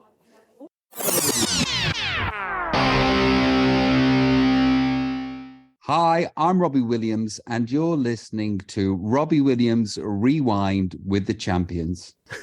Lots of stories there from Nina and Vidor. Wow. And then, of course, what happens immediately after the first song, Rob looks out into this the crowd, where basically all he can probably see is Vidor's face right in front of him because he's so tall. Well, the stage was only about 1 metre high, wasn't it? It wasn't like not a massive, even that big. It was just a low stage, a normal sort of gig stage. And so, yeah, Vidor was probably looking directly into his eyes because he's so tall. Robbie was like, "Oh, right, come on, we've got to do something about this. Come on, you've got to come over here." And then, well, you were there, Mandy, so you were right there. Well, what did it look like? Because Rob sort of came down, didn't he? Rob tried to pick him up. And I was like, oh, my God. And then the other security guards obviously all came to help. But, yeah, he was literally, come on, let's go. And I was like, oh, my God. He's like twice your size. Please don't pick him up. You'll do yourself an injury. Yeah, but I don't think... It was the cheer that went up after he'd been moved. The cheer was like, woo! Because suddenly everyone could see. Well, the problem is that Rob stood central stage, as you do, for quite a lot of the gig, and so was Vidor. So I think he just thought, I've got to bring him round the front. And knowing Rob doesn't always reference things, but knowing Rob, he full well remembered him. Yeah. Knowing with his memory, like you said, I'm sure he remembered him. Yeah. And he got the best seat in the house. So funny. He literally just sat there handing people water. Oh, was he? Oh, right. How tall would... Because obviously Vidor is a very tall man. I mean, how tall would you say he is? What, 6 He's foot? really broad as well. Broad, yeah. So 6'6", maybe? I'd say 6'7". Yeah. Yes. I don't know. Yeah, he probably has to bend to come through doorways. So that's the kind of height that we're talking about if people are trying to visualise this. But yeah, so it happened to him again. But thank God it did, because his head was blocking my view of Rob. So I was extremely happy when Rob made him climb over the barrier. Oh, and I think Vidor was happy as well. Oh, yeah. Because he said he was saying on the interview, he was hoping it would happen. Sitting down there. Yeah. The whole gig sitting down going, yeah. But was Robbie helping him over the barrier personally? Oh, it was hilarious because it took him a while to get over, and Robbie. Please don't do that. So there we go. So where did we get to with the songs, Lucy? We got then it was Life Thru a Lens. Yeah. It was incredible. I can't remember what he said before that song, really. Can you? Can't remember the story. Not a lot, really. He just went into it. I think he went straight into it, yeah. Oh, as everyone else. It was just like, let's go. Yeah, I think you're right. I'm not sure he said anything, really. Actually, I'm wondering if Lazy Days, whether they played a riff and a blend straight into, I think they went straight into Life Thru a Lens. I don't think he even talked. Maybe, yeah, it's possible. I think they just kept it going. They kept it, I'm sure they did, yeah. Yeah, it was good. But then he did introduce Ego A Go-Go by saying about how it was written about Gary Barlow. Yes. Yeah. And that was the song I was looking forward to. Me and Hayley, who was stood in front of me, she was looking forward to that the most as well. And we were jumping up and down, absolutely loving that song. It's good to hear it live. A lot of people haven't heard that live. Yeah. A lot of people that have come into like Rob's career a little bit later on. Yes. He hasn't done that song for a while. So if you weren't sort of at 97, 98, you wouldn't have caught it. No. And it's so good live. Oh, brilliant. Yeah. Love it. So good live. I was just to hear that song again, it just made the whole concert for me. It just takes you back, doesn't it? To like, you just think to yourself, like, what was going on? Yeah. Like, last time you saw him singing this song. He was really, still really weird. in a riff with Gary Barlow. Yeah. He's in a very, very different place. Crikey. And now he's, at a gig where he's singing a song that he's written with Gary Barlow later in the set list. Yeah. Yeah, there's a and lot the of funny full thing circles. for me is in Ego A Go-Go, double-barreled. Oh, yeah. I wasn't double-barreled then, but I'm double-barreled now. Well, funnily enough, Hayley turned round to me and she said that because she's double-barreled as well. In that same bit. And then, of course, because we're going in order, we had Angels. Yeah. As song number 4. I mean... Who'd have thought it? Well, I thought it was good, actually, having it there. Get it out of the way. So what did he say? He said, so before singing Angels, he said, I took EMI's money to the Groucho Club and did lots of cocaine. Oh, and I was about to get dropped. I was 21, £300,000 in debt. This could have happened so differently, but luckily this happened. My career is what it is because of this song. He made 1.2 million in Take That, but to get out of his contract with BMG, it cost him 1.5 million, which is why he ended up 300k in debt. So he basically told that story. He actually said he was going to sing the whole song. Oh, yeah, he did. Yes, he did. Just to make the point. Just to make a point. I'm going to sing all of it, yeah. But he did get us to sing one line. Yeah. But that's better than, 80 lines that he normally gets us to sing. It's weird on that one. I a bit probably like you two were doing. I was sort of occasionally looking around at the crowd to see how they were reacting. Yeah. I don't think I looked around on that one. I think I just looked forward, and I didn't, because normally you've got like people in streams of tears and getting really emotional. Or with the lights. Yeah, the lights. Yes, that was what was different. None of that. It felt, of course, that's the weird thing I got. It felt very still. You automatically look round for Angels, don't you? Like you look to the side or look behind you, and all you can see is little lights. But there was obviously that's it. Yeah, it felt very still and calm. Like normally, it is a still and calm song, but you're right. You normally got the movement of the lights, and everyone's got their hands in the air. We just stood there. I mean, I thought that people felt so were different because it was in the middle, shouting it, not at the end. Yeah, yeah. It was definitely a moment. I know that we're not all the biggest fans of that song, but well, I do actually really like that song. I'm not a hater of that song. Like no, but you don't. You'd enjoy gigs more if it wasn't the last song, I think. Yeah. So if you're listening to Life Thru A Lens, Luce, do you skip it? It has been known, yeah. Well, when we used to have it on in the car, that happened sometimes. I think. I'm pretty sure we used to skip it forward. Only just South of the Borders next. Yeah. So now we are going to hear from some of our friends who we've met in many Robbie Qs. Annika, Lucy and Jane. Right, what's your name? Where'd you come from? Hi, I'm Annika and I'm from Rugby. Hi, I'm Lucy and I'm from Hawley in Surrey. Jane from North Wales. She's got a sore throat before she's even got in there. Yeah, you'll be singing on later and you won't have any voice left at all. Yeah. So, what song are you looking forward to the most, Annika? Is there one in particular? Either one of God's better people or Mr. Clean. I'm a bit. Yeah. I just do like the Mr. Sheen. Yes. Yeah, it just makes me smile. And what about off BRITPOP? Any songs you're looking Off forward to? BRITPOP. I mean, I've only heard the ones that have been on. Obviously, Rocket is just like and gives us loads of energy. But I quite like Spies. So I'm really looking forward to hearing that live. Yeah. Have you got a particular one that you're looking forward to, Lucy? I do love a bit of Ego a Go-Go. Yes. I must admit, I think that is going to go down. They're all going to go down well tonight, but that is a bit of a banger. Yeah. And the same with Annika, really, off BRITPOP, Spies. That is such a good tune. So I'm most looking forward to those two, but obviously everything.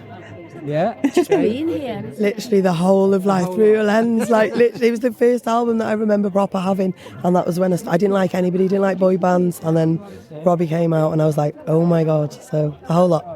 Every one of them. And the new album, I haven't really heard anything apart from Rocket. Wow. So I'm in for a surprise. Yeah. If I get in. You will. Get in. If you get. So I think that there was an angel looking down on you two. Yeah. And that's why you got these tickets. Are you able to talk Don't, you're about going to that? set her off. Sorry, but I knew No, that it Lucy- would be, but I Lucy think struggle. I think we should say it, shouldn't we? So as a scientist, I have never believed in the afterlife or anything like that. However, there have been 2 other instances in the last 12 months since we lost Nikki, and I can't think of any other rational reason other than maybe there was some divine intervention, because I just can't comprehend how we got so lucky.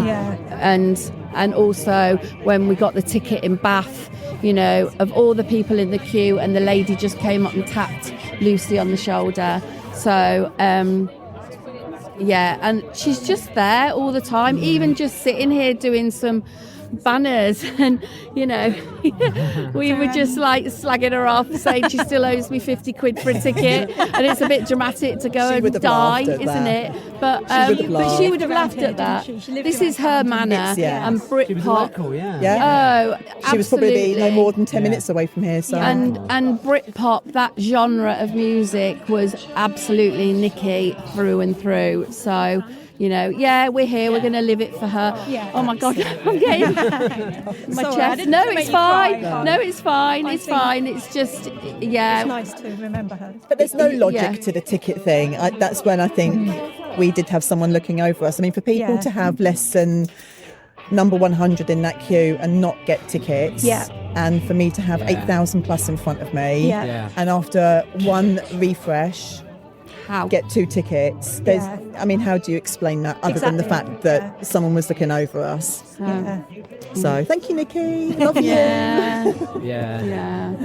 Thank you for sharing that story with us. What a lovely story. No, you're welcome. Yeah. Enjoy tonight. Yeah, no, Thank we you. will. Have fun. We are gutted for all the faces that we know that aren't coming in tonight. Truly, There we go. After sharing so many gigs with yourselves, you know, with Alan and Sarah and Hey Bum and so many other people, to know that then yourselves aren't coming in, it's gutting for us, isn't it? You have to represent us in there. Yeah. Shout Oh loud God, enough. we'll do our we best. will. We'll absolutely do our best. Yeah. And hopefully there'll be a few more coming, but there'll probably be an equal bum fight. So let's see what happens to that one. Bigger venues.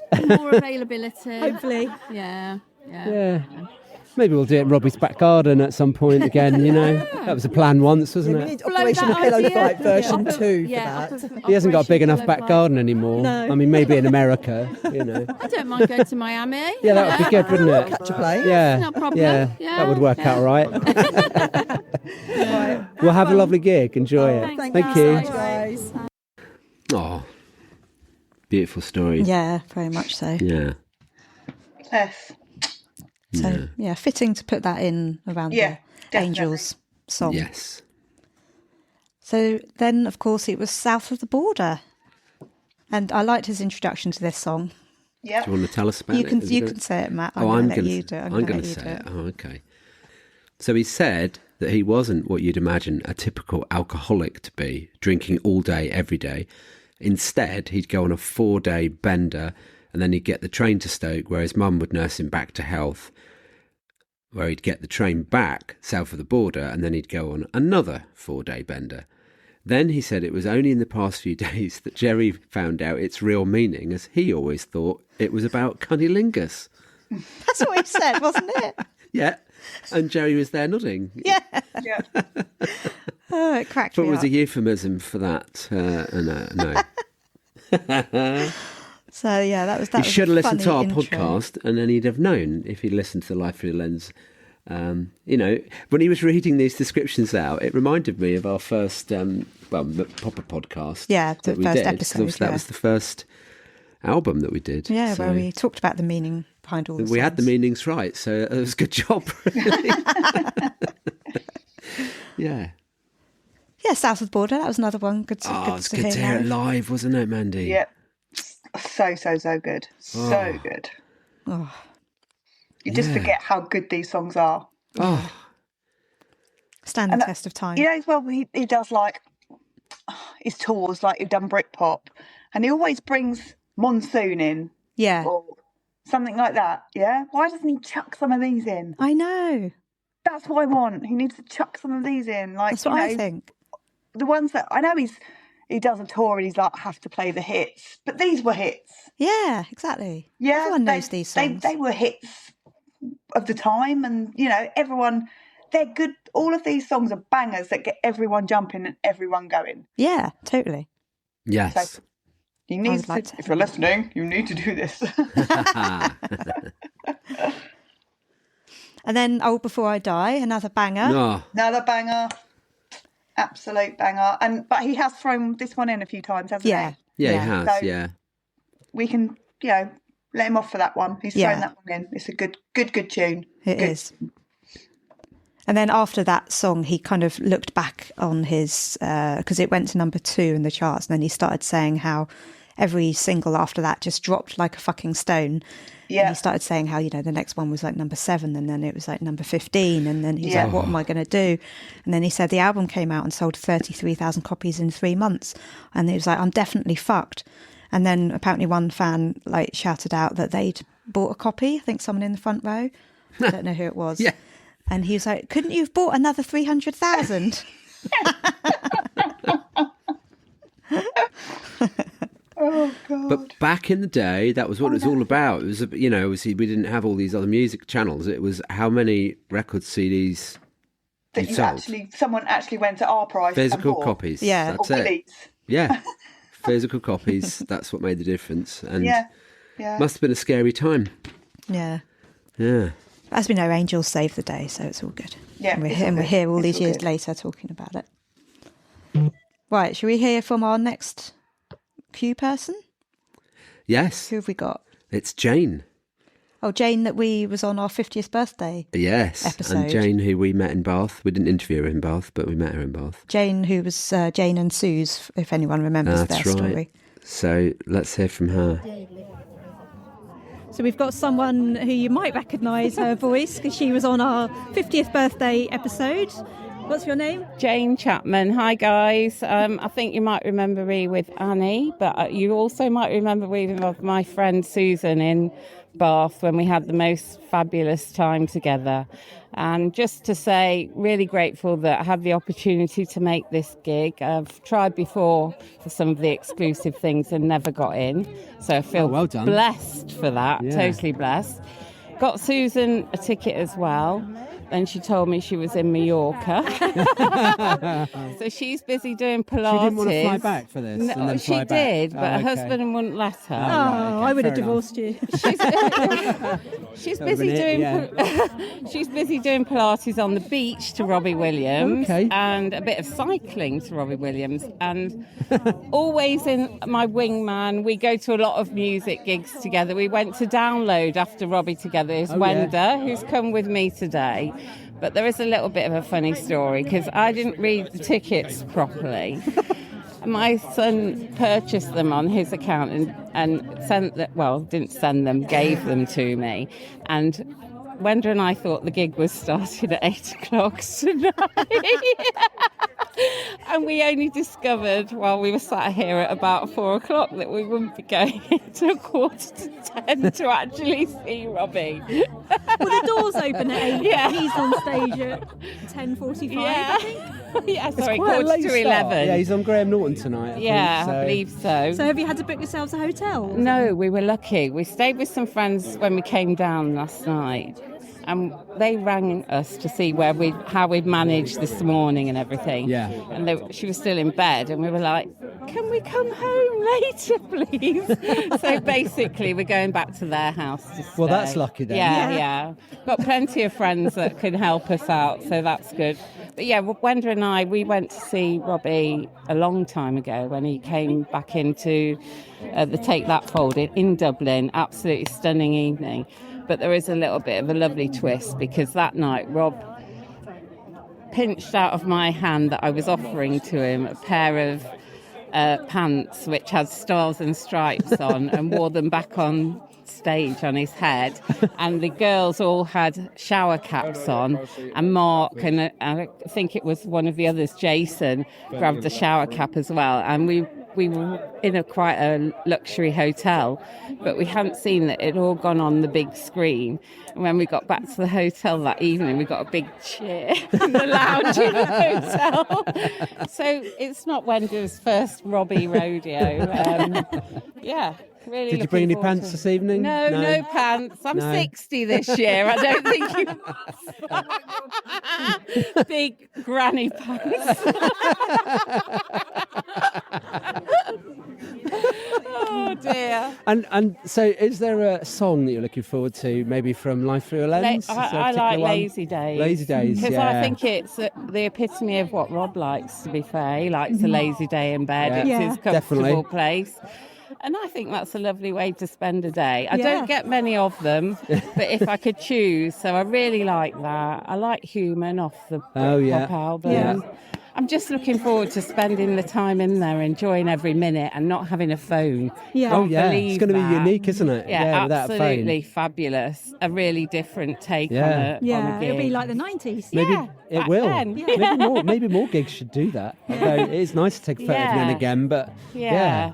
The only thing I'll be sad about is I've got nothing to look back and remember it well, from. hopefully they'll post some stuff afterwards. I would have Which will thought be so. fab. I think it's been filmed, isn't it? Yeah. Is it? There was Oh, lots of that'd be cameras good. around we've seen, so... Yeah. Well, anyway. Leo will put some stuff on, I'm sure. You think so? Yeah, I would have thought so. Good. So if you shout loud enough I and jump will. up and down. And don't throw anything at Rob. Well, have a lovely evening. Thank you. It's so nice to meet you again. And you. I'm And- sure there'll be many more times. Yeah. There will be. Susan will be back in the fold. It will probably be the three of us next time, if Wenda can survive today. You will come again, won't you, Dawn? Yes. Thank you. Thank you. Lovely Have to a good see one. you guys.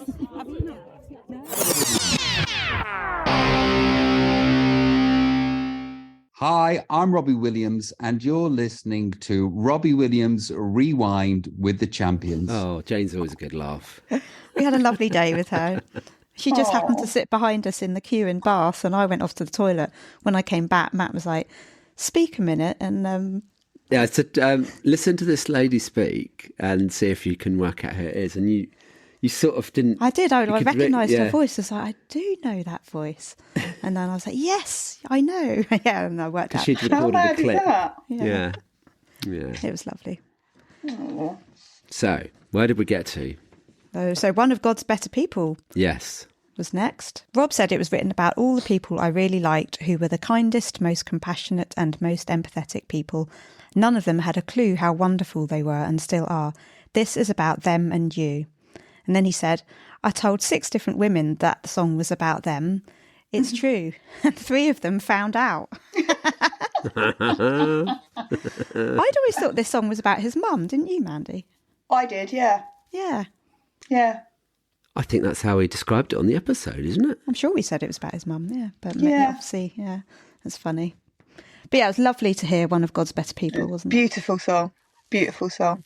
Yeah. Really. Really, really nice.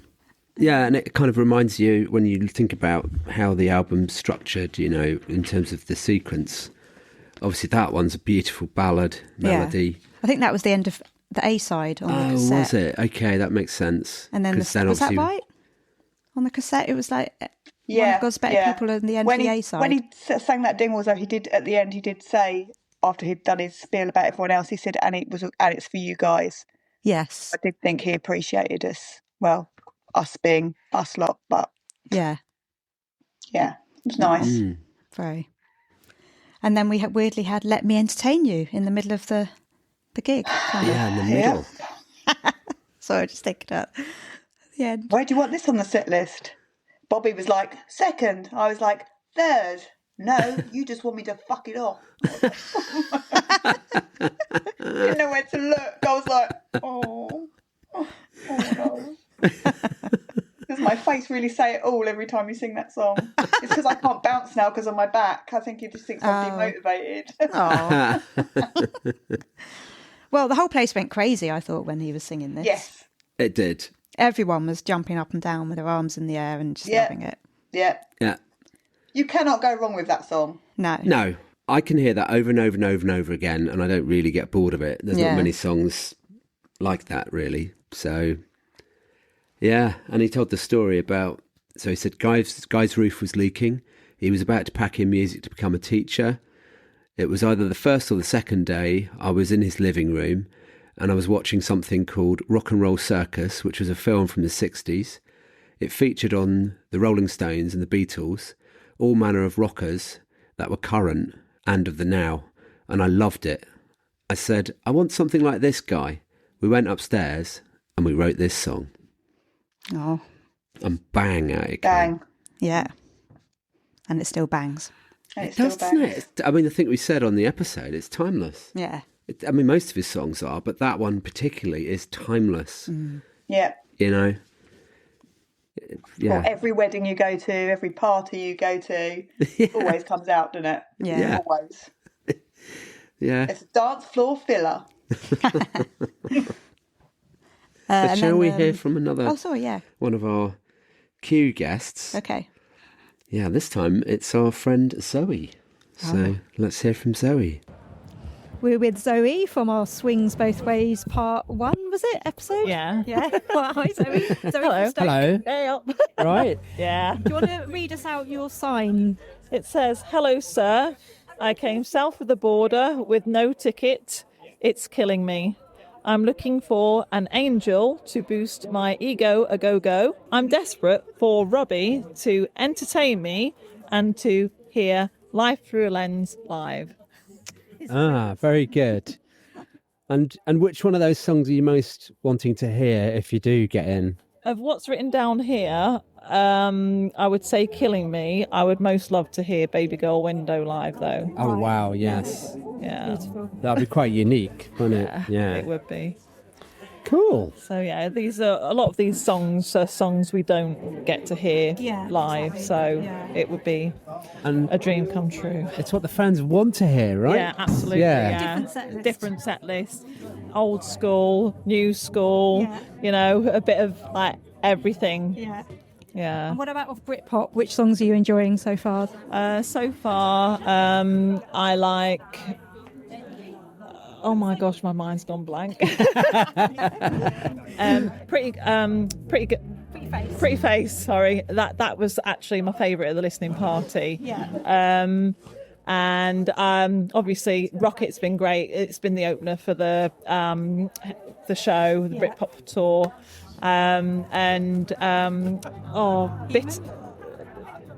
Bite Your Tongue. Yeah. Oh yeah. So once the album is out, I'll remember all of them. Or if I was downstairs, I'm sure We'll come back to it. Yeah. Well, we're really hoping that you get a ticket. Yeah. Yes. Likewise. It's going to happen. Keep that sign waving around. There's a lot of people in Camden tonight. Yeah. Someone's got one. Yeah, someone has. I'm keeping the faith. I'm going to be there. Yes. Lovely to see you again, Zoe. And you too. It's always great to have you on the podcast. Thank you. Thanks. And the good news is... She got a ticket. Yeah. Well done, Zozo. It was positively manifested. It was. Absolutely. And she put a lot of work into it. You know, we heard her sign being read, but quite a lot of our friends were stood up on the bridge because the canal side is sort of where the door was, and so a lot of people stood up on the bridge. Camden's a busy place. There's a lot of people walking up and down that street, and so she was wearing her sign, and just asking people, have you got a spare ticket? Do you want to sell your ticket? She was going up to men who were with women who she thought maybe they might prefer to go to the pub. So as she was offering here's to buy some their money ticket, to go to the pub. I'll have your ticket. She was trying everything she could, and in the end, it was someone on Facebook from a Robbie group who said that she had two instead of one, and was anyone there that would like it? And she was lucky enough to get that other ticket, so we were delighted for her, and we ended up standing next to her in the gig.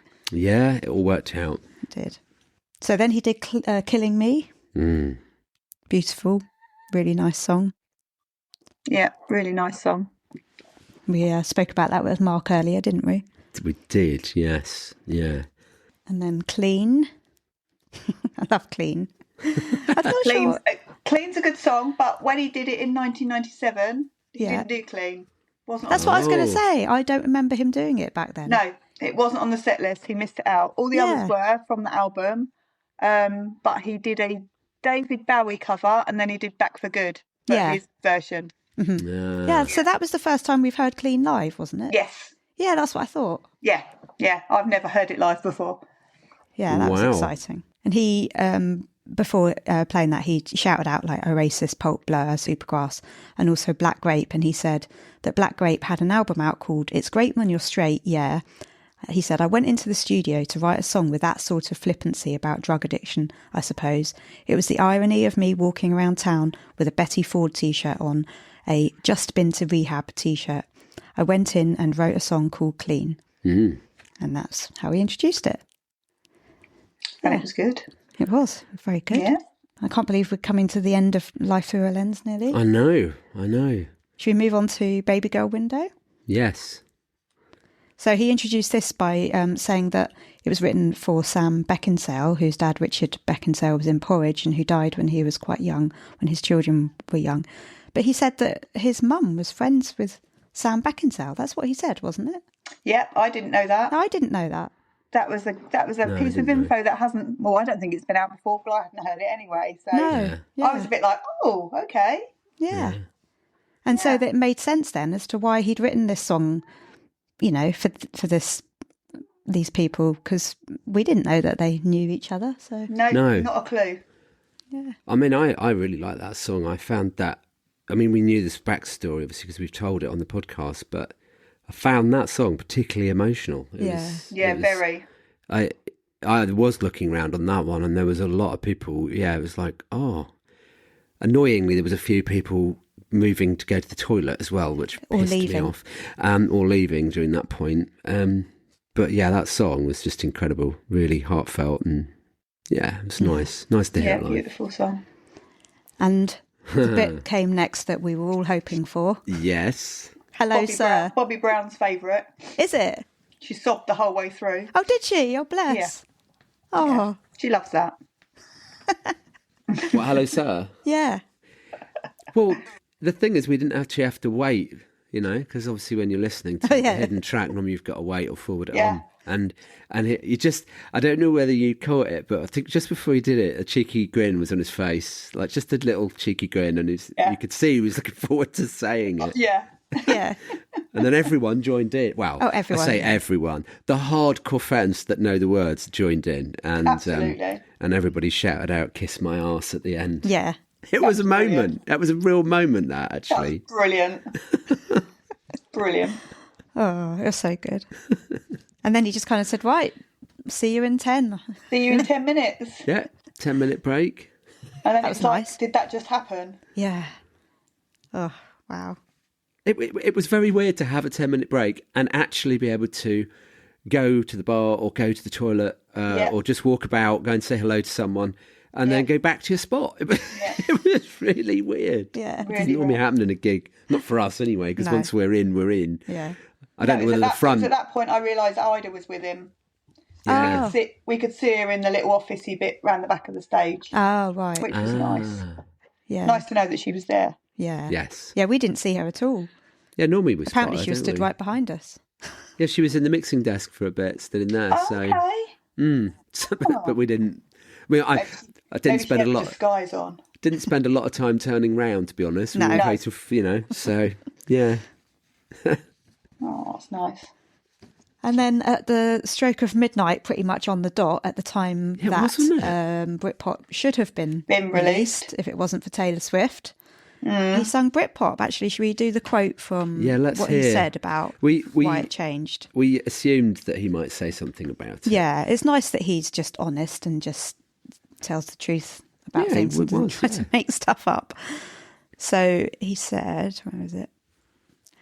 We had to make a decision because Taylor Swift. We're all pretending it's not about Taylor Swift, but it fucking is, isn't it? Here's the truth, right? I want 16 number one albums. Taylor then decided to put her album out the same weekend as me.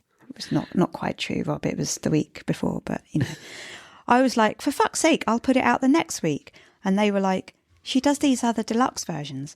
I was like, fucking hell. Can I put it out the week after that then? They were like, Oasis might be around then. For fuck's sake, let's do it in fucking February when no one's got a fucking album out. I was worried about making you all fucking wait. And then I was like, fuck it. I want a 16th number one album. I'm sorry, but I'm fucking being selfish.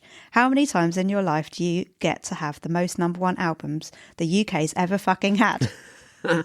True. So there you go. It's a very solid case, that. I know. You can't argue with that.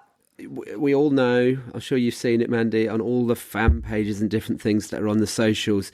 You got loads of people moaning about it, different points of view and all the rest of it. And that is actually what it boils down to. He wants that 16th number one album. Yeah. Why not? But what difference? We're going to get the album. Doesn't make any difference to us, does it? We're going to get the album. Yeah. Well, yeah. I mean, to be honest, by the time more singles anyway. Yeah. That's it. By the time the album comes out, we'll have all the singles. Exactly. So you basically will have the album. So it's fine. Yeah. And he said it. Was it in that bit? He said, "Oh, you can just release as many songs as you want now." Yeah. And I was thinking, by the time we get to February, we'll have all the songs. Literally, if it's one a month, that's it. Album done. Yeah.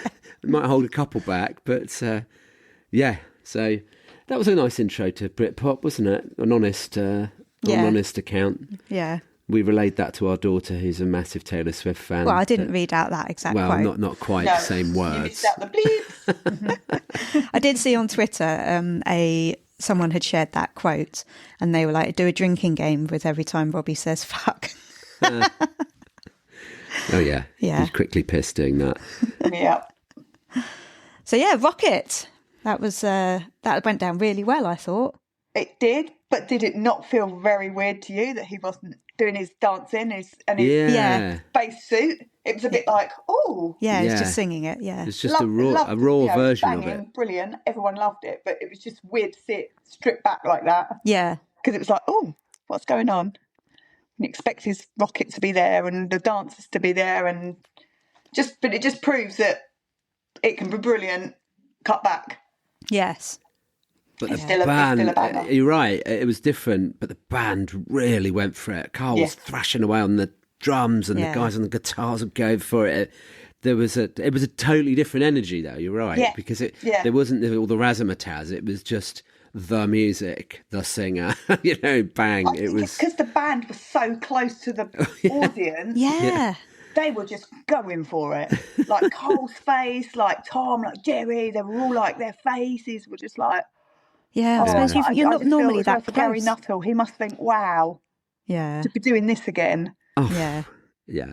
Because like being the original, being there in 1997 doing that album live, he must, and he was loving it, like doing the backing tracks and stuff. He was loving it, like singing the backing vocals. He was like giving it his all, and he's so like, no, isn't he? But he was just like, I loved it. You could see it in his little face. He was sweating though. Yeah, because he didn't take his jacket off or anything. Or his hat, and you could literally like... Oh, no, it was particularly hot at that point, boiling. I do remember. Yeah, it was like it got proper hot in there, like ridiculously hot. Really hot. Yeah, Rob did say, are you hot there, Gary? Yeah. Yeah, he did, didn't he? He's got a handkerchief and he's like... Didn't he say something about you still got your coat on? Yeah. So, yeah. Yeah, he did. It was his outfit and he was sticking with it. Yeah. Fashion choice. And then we got to hear Spies, which was the first time we've ever heard that song live, because everyone gig we went to, he did Come Undone instead of Where Spies. did I hear it? Lithuania. Oh, you were lucky. Yeah, it was only done a handful of times on the tour, and we missed it. Brilliant song. So good live.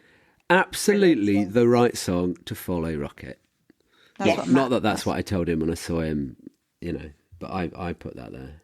Now owning that, you taking the credit for that. No.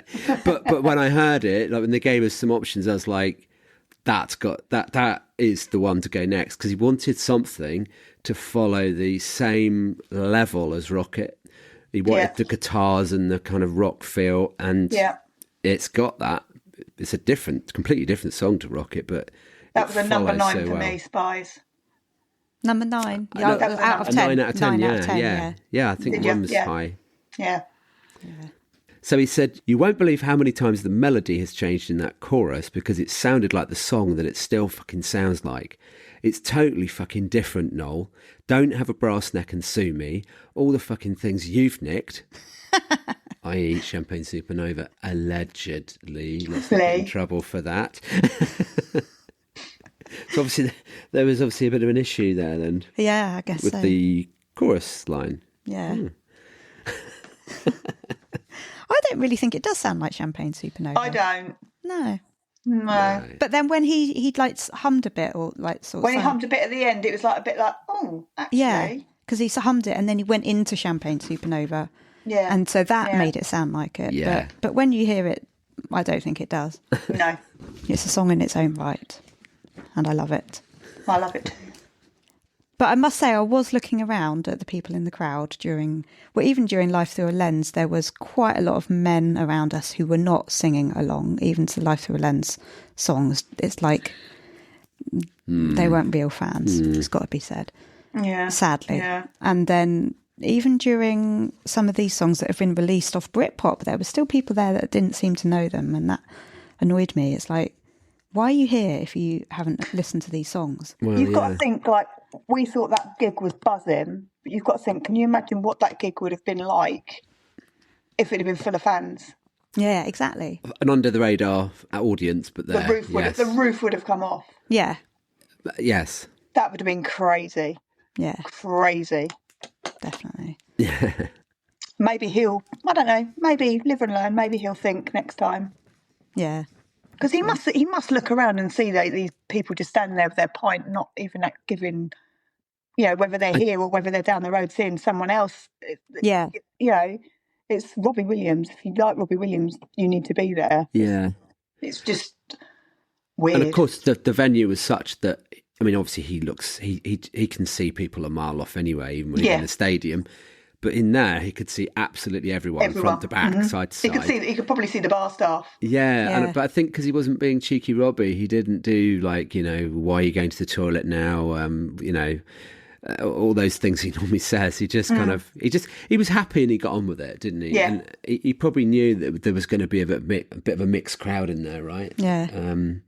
Yeah. I think there was enough of us going for it. Oh, there was. Oh, definitely. God, yeah.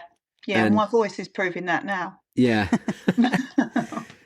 Let's hear from another one of our Q guests before we move on. So this time we're talking to Donna. So, good evening. What's your name and where do you come from? My name's Donna McBreen and I'm from Wick at the very top of Scotland. Ah, right, okay. Long way. And it's your birthday. Yeah. The birthday queen, your badge says. Have you had a nice birthday in Camden? Yeah. In the queue? Yep. Wouldn't want to be anywhere else. And what song are you most looking forward to hearing this evening? Difficult one. Yeah. I like South of Border. Yeah. Don't know, there's too many good ones. Yeah. I'm looking forward to hearing the new ones as well. Yeah. So Which ones do you like so far from Britpop? I like Rocket Man. Yeah, it's really good. It's so catchy. It is. Yeah. I think Robbie says that's his favourite as well. Yeah. Massive energy when he opens the show with that. Be interesting to see it at a small venue, actually, won't it? Because it's such a big song. Yeah. I can't wait to see him at a small venue because we seen him at Murrayfield. Oh, yes. Yeah, we were seated for that one. So can't wait to see him at a small venue and hopefully get up close. So yeah, it'll be really good. Great. Well, what a lovely birthday present. Is your birthday today? No. Oh, okay. It's close. It's a big birthday because I turned 40. Oh, congratulations. It just turns into an elongated birthday because it's a big one. This is part of it. Yeah. Okay, well, enjoy the gig. Thank you for speaking to us. Perfect, thank you. Cheers. Okay, so we've moved positions a little bit and came up onto the bridge, Camden Lock Bridge, and we have met a couple of people up here that we know. Can you tell us your name and where you're from? I'm Val. I'm Italian, but I live in Barcelona, in Spain, so I come from Spain. Yeah. I'm Val too, but she's Valeria and me, I'm Valentina. Okay. And I come from Italy, but and she come from Sicily, and I come from Sardinia. The two main islands. Oh right, okay. Yeah. Okay. But you live in Barcelona as well? No, you live in Italy? I live in Sardinia. Yeah. We actually met 3 years ago in Barcelona. At the concert. Yeah, we were both queuing there and we met each other there. Yeah. Yeah. It was like we were soulmates. Cute. Do you want to tell us what your sign says? Okay, she's the blonde, I am the brunette, and on Monday I had an heart attack. And so I decided to make a banner, Inklings inspired. It's an Inkling. Yes. The bubble writing, yeah. Yeah. And so, and the blonde and the brunette, because at the concert we met, while he was singing Mon Sang, he pointed at us. And so, so we are ticketless, but not hopeless. Until the very end today. Until the very end. Blonde and brunette, ticketless, but not hopeless, with a lovely unicorn on it and a rainbow on the other side. And has that caught a lot of people's attention as they've been walking through Camden? Yeah, we've been getting a lot of looks. People have been asking you what it means, and not really. Really. But yeah, I guess like I've been seeing people like looking at it and smiling. So we're like, so far, fruitless. Yeah. Well, we're hoping for you. We're hoping. We're keeping our fingers crossed that you get to. You never know. The unicorn could arrive at some point. Hopefully. We hope so. We are waiting for him. We hope he can see it too and just say, okay, just come with me. So if you could go in, what songs would you like to hear? Well, to be honest, I think because this is an important concert. When Life Thru A Lens came out, I was 4 years old. So the first time that I listened to it, I was 16 when I started being really into Robbie Williams music. So for me, like I never heard the whole album live. It's just Angels most of the time. So it'd be very important. Like I could be thinking about that 15 years old me wanting to, go to a concert and listen to these albums like from very early years. It would be amazing. So I think I don't have a specific song in mind, but just the whole album would be so great. And me, I was 15 when Life Thru A Lens came out, and my parents obviously didn't allow me to go to a Robbie Williams concert because we lived in Sardinia, and so it was impossible because it would cost so much. And so I have this dream to hear to listen to this album live. And which songs? I'd say one of God's better people, and Killing Me, and these two. Those two, okay. These two, yeah. And which songs do you like off BRITPOP so far? For sure, Rocket and Human. Me too. It's human for Human me too. keeps coming up. Yeah. And our little It's straw poll that we've been doing today. Yeah, human it's comes up a lot. beautiful. It is. Yeah. I can't wait to hear the album, honestly. Yeah. Really can't wait. So exciting. Yeah. I'm gonna wait until February. Well, hopefully they haven't. Hopefully they get a ticket, and we're trying to manifest it for you. That's what it's all about. Positive manifestation. You may hear that album Absolutely. tonight. We hopefully can all make it inside. Yes. And if we don't, there will be other times they have said they're going to do more of these. Yeah. So hopefully they do them in slightly bigger venues. Yeah, hopefully. And we might all get to hear it live because it would be good. Yeah, ultimately, a lot of us really want to hear different music live. We don't all want to hear the greatest hits every time we go. Definitely. And so that's why these tickets are so sought after, I think, because it's something different and so many fans want that. From a fan perspective, that is what's wanted. Yeah, absolutely. 100%. This is a very unique gig. Yeah. Yeah. Well, we hope for you. We've got our fingers crossed. We hope for you too. Thank you. And thanks for speaking to us. Thank you. Thank you. Thank you. Okay.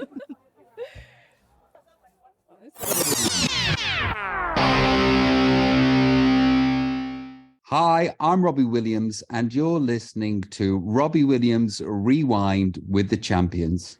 So then he did Pretty Face. What do you think of Pretty Face, Mandy? Love Pretty Face. Yeah. Love it. Can't not love it. Yeah. Such a great melody, such a catchy tune. I just hope the radio stations grab onto it. Yeah. I said, heard it on Radio 2 today, which was great, because obviously he did Live Land Radio 1. Yeah. Usually Radio 1 stuff doesn't then venture onto Radio 2. Yeah. But hopefully it will now get picked up, and I just hope that all the radio stations get hold of it, because it's such a good tune. Yeah. And it was his performance on Graham Norton was brilliant. Oh, it was so good. I was going to ask Starting you in the about red that. chair and getting on Graham's lap and singing to Julia Roberts. I know. It's funny because I said to my husband, we sat and watched it, and I said to my husband, oh my God, see the guy at the front, I bet he's going to do something to him. Yeah, he had to go and sit on the guy's lap, didn't he? Yeah. Oh no. Well, you could see him. Brilliant. You could see him doing his usual Robbie scanning around, his little look that he does, and I think he realised there really wasn't any women in that area. No, And he just went for the bloke. He just didn't went, have time. Oh God, he's going to go for the man. I know, he's going to go for the man. Oh, it's good. And who was the girl guitarist? Yes. I know, she was so good. Yes. She was amazing. I noticed Maybe she was that. a friend of Tom's or someone. Yeah, well, Apparently. we'll have to. in I fact- did ask Tom, but he didn't get back to me, so Yeah, I we'll don't have to know. find out about that, because when they put the pictures on Facebook, I clicked it and sort of zoomed in just to see what actions the band and stuff were doing, and I was like, "Who's that?" Yeah. And she was. She was proper headbanging. We loved her. Yeah. Oh, well, maybe she might be featuring again at some point. You Maybe. never know. They do some more live performances like that. Yeah. Adding this in later, we found out that the guitarist's name was Rosie Botterill, and she's a session musician that they called in especially for Graham Norton. None of the band had met her before, but she did really well. And then he did Bite Your Tongue, which I think he said was the song he wanted to write when he left Take That. Yeah. That might have been that song. I love Bite Your Tongue. I'm not I sure like Bite everyone My loves Tongue. it, Bite Your but- Tongue, sorry. Yeah, good. Yeah, it's probably one of those that's a slightly more acquired taste, because it's a bit odd, isn't it? But I think like that's the what I oddness like of it. about it. The fact that it's different. It's very Robbie. It's very Rob, even. Didn't you, when you first heard it? That's isn't the that one I said I liked That's the your best. one, isn't it? Yeah. Well, actually, I liked Morrissey the best, but that wasn't what they were asking for. They were asking for a guitar-driven. Yeah. I think Bite Your Tongue fits into Life Thru A Lens album. Yes, exactly. If you were to take one out of the new album and slot it into that album, that would be one of the ones you would slot it in. Yeah. It just blends. It does. Yeah, it's been nice hearing it opening the concert, before he comes on every Yeah. night. But you don't get to hear the whole song. The thing is, I think us as fans know that's what's playing. I think the rest of A the lot of other stadium is people probably don't. just like, what? They don't even hear it. They're not listening, are they? They're all pissed, just talking to each other, yeah. And then he did Cocky, which is written with Gaz Coombs. And Yes. he said that Gaz Coombs' DNA is all over it.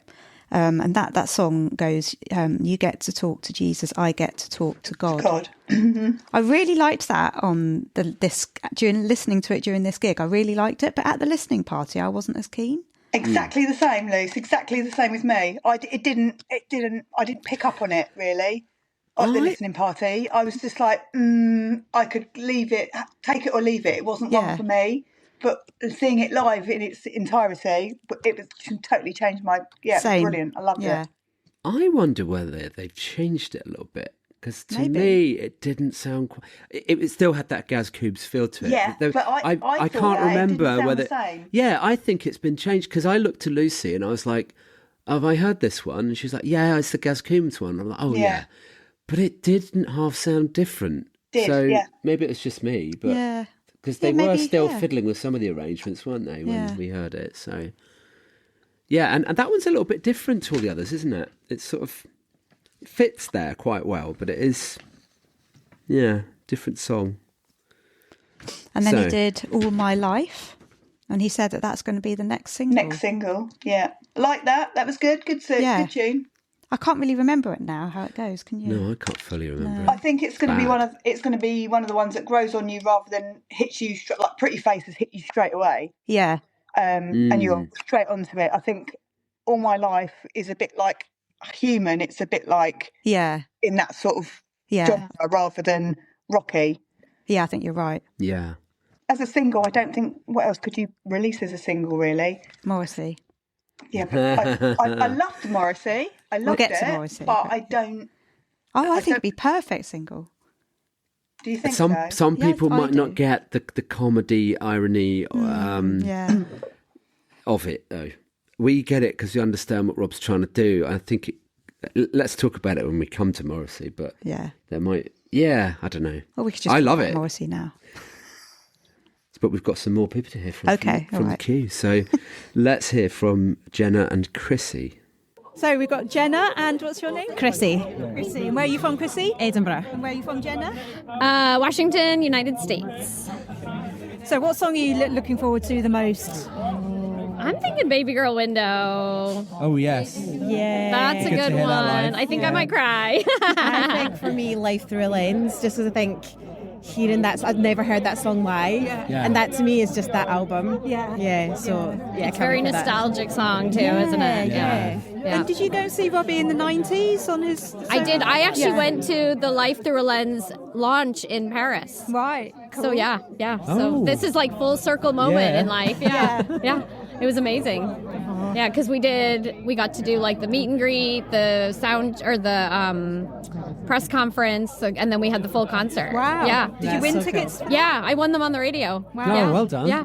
And then I was 17, so my mom had to come with me because I wasn't over 18. My best friend wanted to go so bad, and I was like, sorry, I have to take my mom. Oh, no. But then an Irish TV station said they wanted to come and document the trip. So they did like a vlog of my trip for a pop scene show on the TV. So when I got back, they put it all together and put it on TV.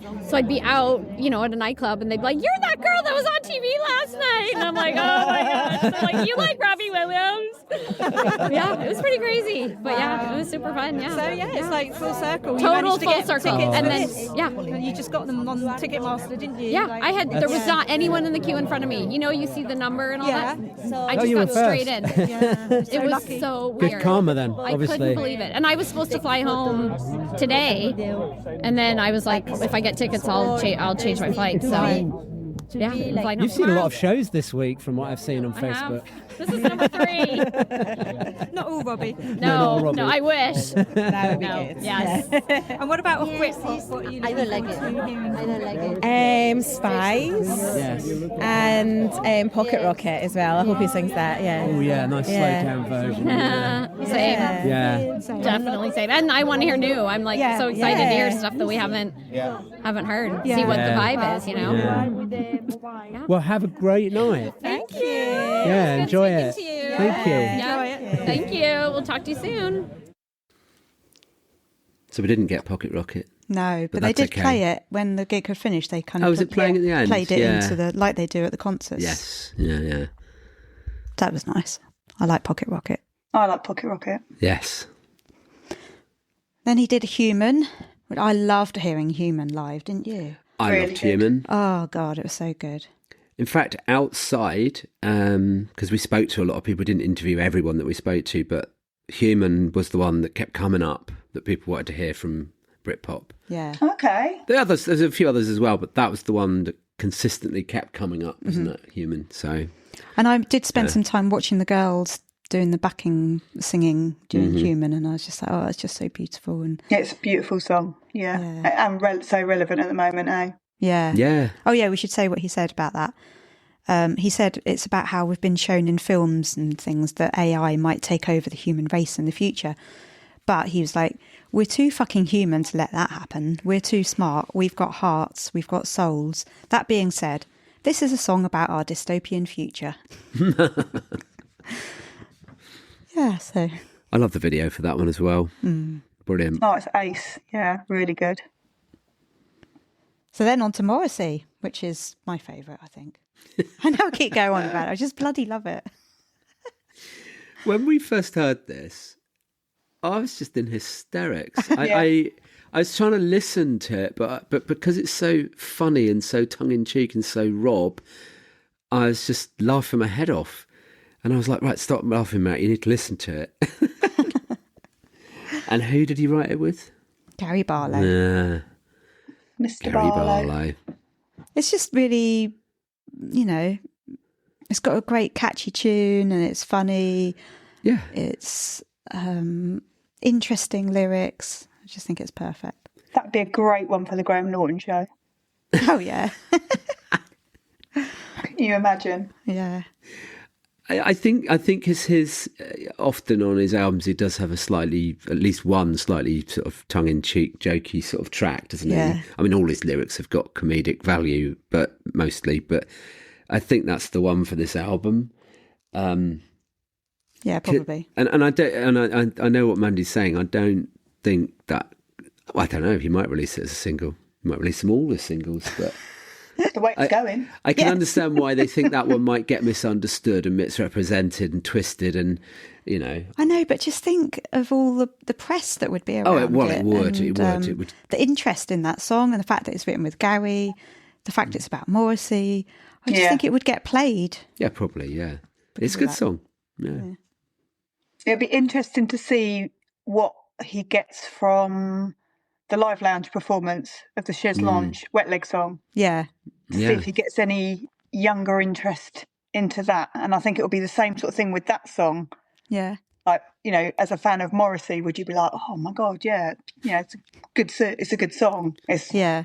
Like if someone sang a song called Robbie, about Robbie, we'd be like, we'd be interested in it. Yeah. So true. That's very true.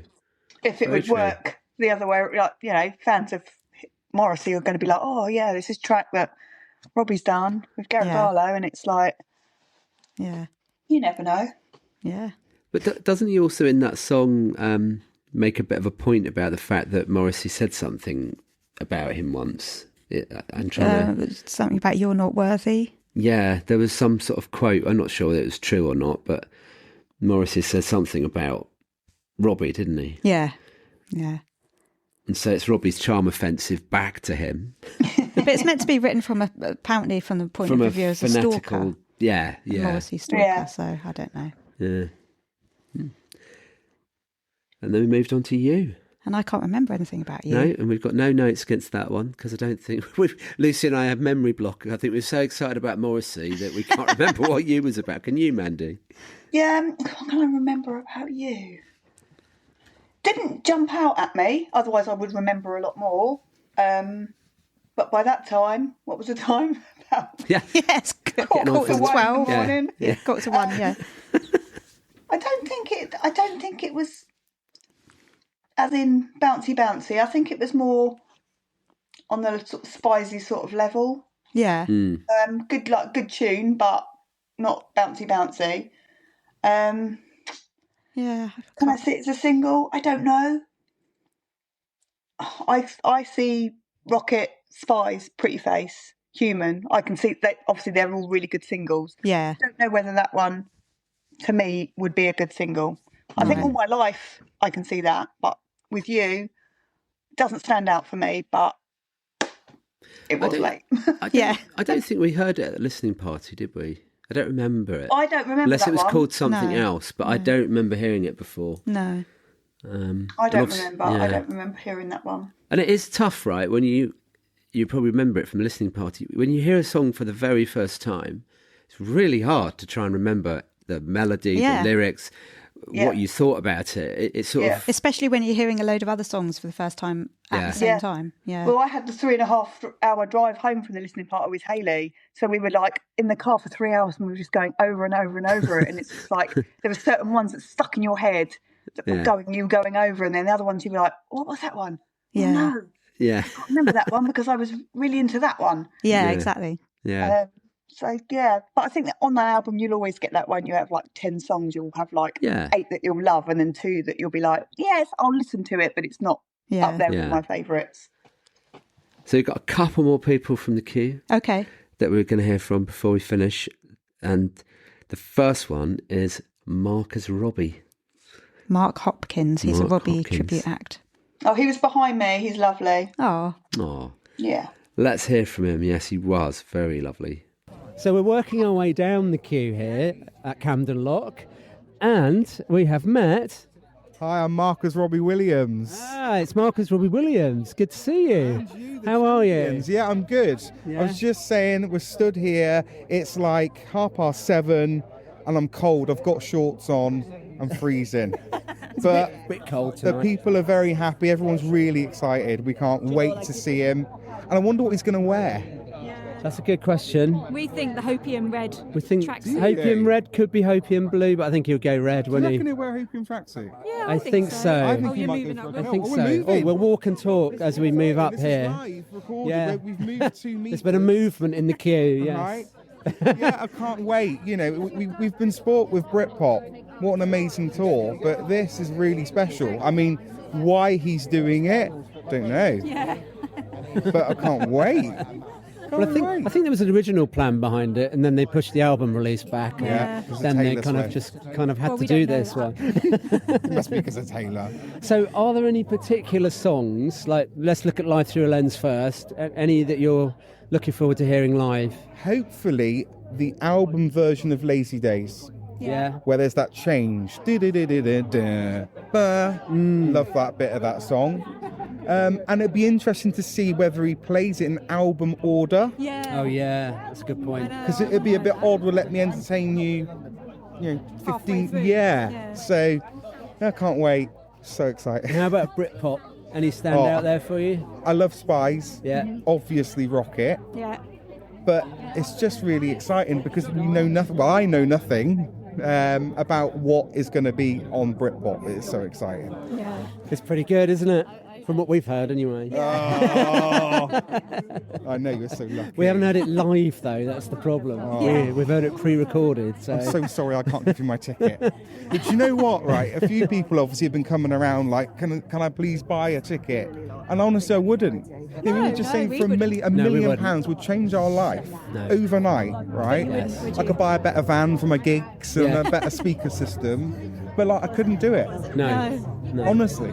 No. As much as I love you both. Have you got $1 million? We totally get it. We get it. No, ours wouldn't be given away either, would they? All sold. So no. All is fair here. Yeah. So anything else you're looking forward to this evening?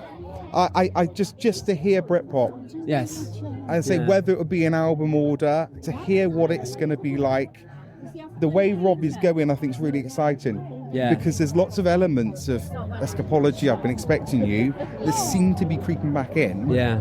The one thing I would say from a nerdy fan point of view is sad Guy's not involved. Right. Oh, yeah. And I don't know why. Yeah. I don't know if anyone knows why. Guy Chambers. No. Be a shame. Yeah. You know, but Carl's doing an amazing job as MD. Yeah, he certainly is. So it's really Bringing exciting. out some crackers. Yeah. And so for anyone out there that doesn't know what you do, tell us a little bit about what you do, Marcus Robbie. That's a bit of a giveaway. I kind of loosely pretend to be Robert Peter Williams on a Friday, Saturday night, anywhere in the UK where, they'll have me. I've been doing it for 12 years, and I love it. because I get to meet people like you that love Rob, and it's just amazing. And I'm really lucky for it. I'm lucky people come and see me, and we get to enjoy Rob's music. Yeah. Yes. And that's what it's all about. Yeah. And you know, like with tonight, people will have the best time. With me, they get a 3-course meal. You don't get anything here, to be honest. But with me, some venues will feed you. And are you looking forward to bringing some of the new music into your set? Yeah. Yeah, I bet. I've dipped Rocket in and out because it's the weird thing of some of my shows, people expect the hits and they want the hits. Yes. And I only normally get 90 minutes. Yes. So as much as I might want to do Me and My Monkey or Karma Killer. Yeah. Give the audience what they want. Yeah. Yeah, it's true. An agent once said, turn up, play the hits. Yeah. So that's what I do, kind of. Yeah. Well, it's really nice to meet And you. you. Thank you so much for your time. And thank you for the podcast. It's amazing. Keep going. Thank We you. love you, so thank you. Thank you. Have a lovely gig. Enjoy it. Very much. Thanks. Thank you so much for the time. That's all right.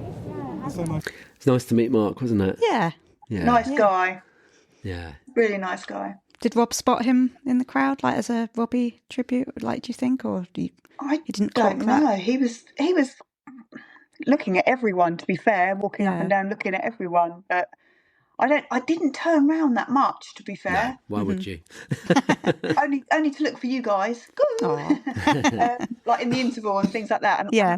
I did look round for Angels because I just thought how weird it was without the lights. But I didn't actually turn round that much. To be No. fair, Yeah, there was too much going on. definitely. It was actually I did notice his heavily pregnant partner though. Oh, was she? I didn't even notice. She was due in 3 weeks.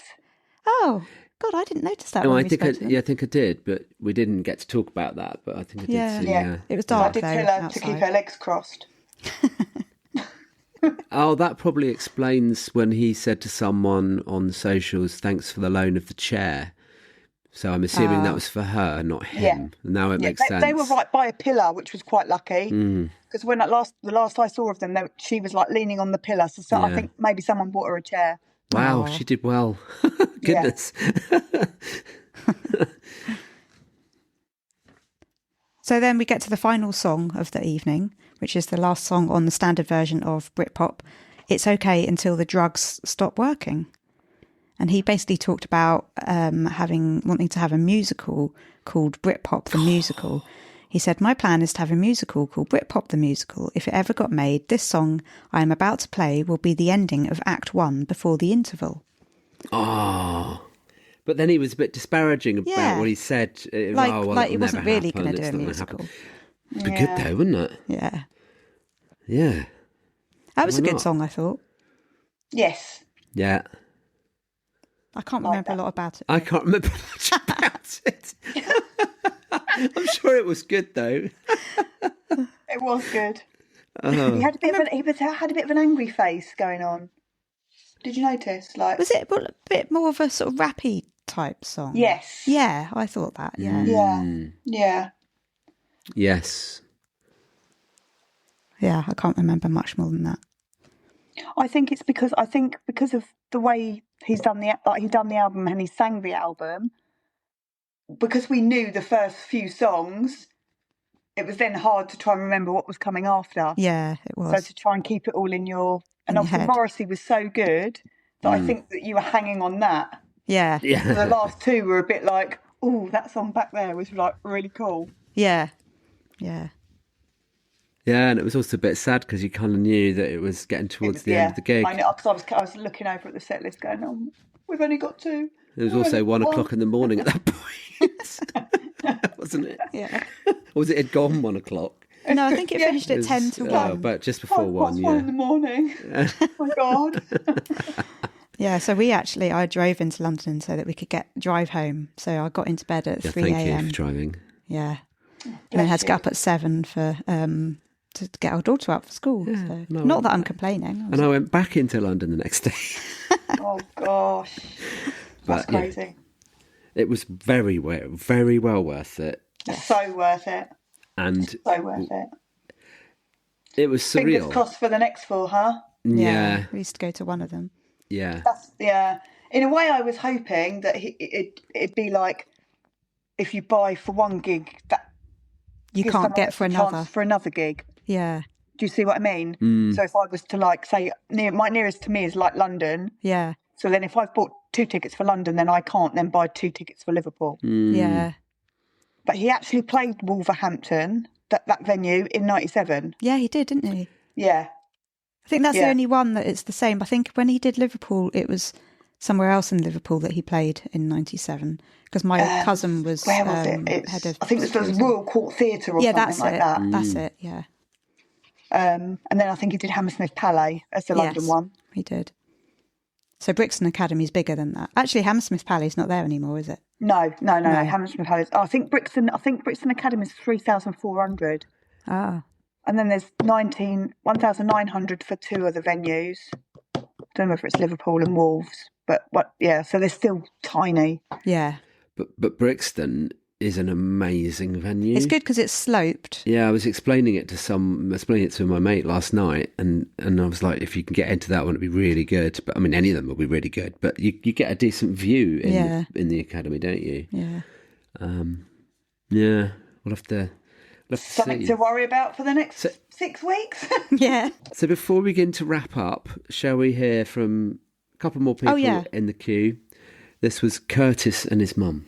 So we're now stood underneath one of the bridges in the pretty much pitch black in the queue. We are indeed. And we're with, what's your name? Curtis. Curtis And Debbie. Where are you from? Leicester. Leicester? Yeah, Leicester, yeah. That's my mum. Oh, this is your mum. I see, right. So have you always been a fan because of your mum? Or? Yeah, pretty much since he's been a solo artist. Yeah. And you've been a fan since the beginning? Since he was a solo artist. Right, okay. Not so keen on take that. No. So what songs are you looking forward to hearing tonight? Let me entertain you. I just feel that every time you go to the concert and them little bars start, that you've had your money's worth. Yes. And anything else, Jock, is just a bonus. Yeah. And are you looking forward to any particular songs off Life Thru A Lens, apart from Let Me Entertain You? Any others? We listened to it on the way down, and then you listen to it, think this is the best one, and then I just love them all. Because he had that was his first album. Yes. You probably listened to that more than the rest because you played it over and over and over again till the new one came out. How about Britpop? Have you listened to any of Britpop yet? A little bit, yeah. I like. We played that on the way down. I like Rocket, but I like the Rocket, the slow Rocket you played when we when we left the concert. You played that, didn't it? That was great. Yeah. And I hear you've got a bit of a. Oh, sorry. What are you looking forward to hearing? I'm looking forward to see one of God's better people. I think that's something a bit different. I've never heard that live, and it's probably will never hear it again after tonight. Yeah. If I get in. And what about off Britpop? I like Pocket Rocket. Yeah, I prefer that over what's it called, Rocket. Rocket. Yeah. I just think it's more Robbie-esque, the slower version. Yeah. It's a bit too quick, Rocket. You can't sing along. Yeah. I like to know every word to every song, and I'm like, right now I've transformed into Robbie, but that's too quick for me. And we hear that you've actually met Robbie in person. Tell us about that briefly. So New Year's Eve 2016 in London. Where was that? Westminster. So just before midnight, we were singing Feel. He come out from the stage, walked through the corridor. There was a bunch of people lined up, sort of premeditated. And then I didn't plan it. I just sort of, something come over me, and I've just sort of gone up and hugged him, sort of. Well, it's a great picture, and it was my birthday the following month, so my mum obviously got me a cup with that picture. Sorry, Robert. Every gig I go to, I think I'm going to get a sign and be like, right, just have a big picture of me and put something silly. Yeah. But did all your mates see you the next day when you were on the New Year's Eve? Midnight. It was prime time BBC. Yeah, there's millions of people watching. Yeah. So everyone was texting me. I was the last in the line, so I've kind of called him. So when you freeze frame it, he looks like he's directly looking into my eyes, and it's like. So every time I meet a new person, I'll go, "Do you want to see my Robbie picture? Do you want to see my Robbie video?" I tried to shout the backup dancer, it didn't work. Well, that's our favourite Robbie story. Yeah. Oh, it's a good Robbie story. That was an amazing night as well. Yeah. Apparently he was shitting himself that night. I don't really know that. Yeah. Obviously it was quite a lot of pressure. I remember him coming back into the chat room afterwards and saying, I was absolutely shitting myself. Could you tell? Some people couldn't, but a lot of pressure. Yeah, I thought that's probably my favourite gig. And one of my little stories is, so the very first time we ever saw him was at Live 8. Right. And he'd not been done anything for ages, had he? Yeah. That's right. And then he did the Angels and he did all his Get the Prayer Mats. And Curtis had it at his wedding. Oh. So, so that's always quite special. As well. Lovely. Well, thank you for speaking to us. Lovely stories. Yeah, no problem at all. Enjoy the gig. Fascinating about the podcast. It was a couple of years ago, and he's talking about things that are now.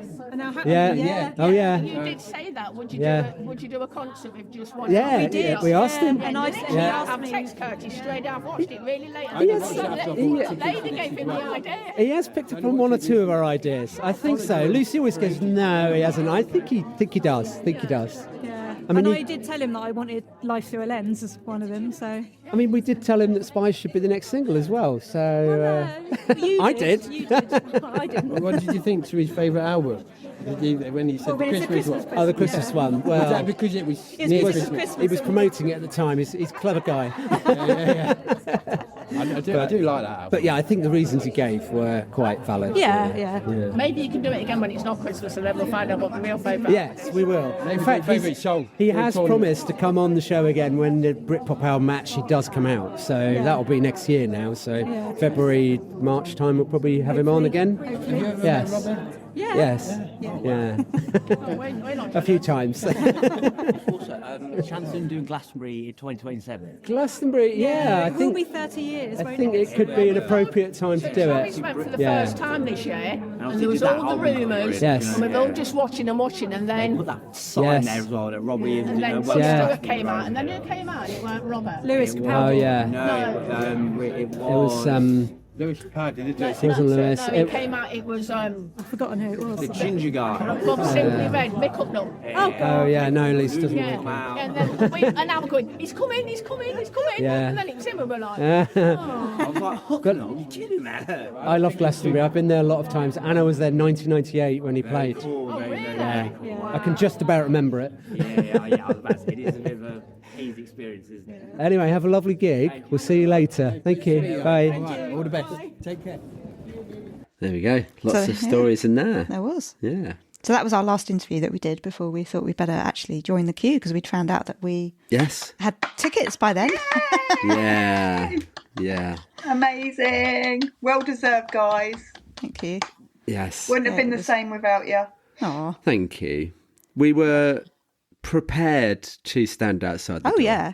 100%. We'd just done a live and we were chatting with people from all over the world that were interested in sort of seeing what was going on. And we were quite resigned to the fact that we weren't going in, really, weren't we? So it was a lovely experience to join you and be able to see you and others that were the hardcore fans. And we know the way it was set up, that's the way it was going to be. You know, it wasn't going to be all the upfronters.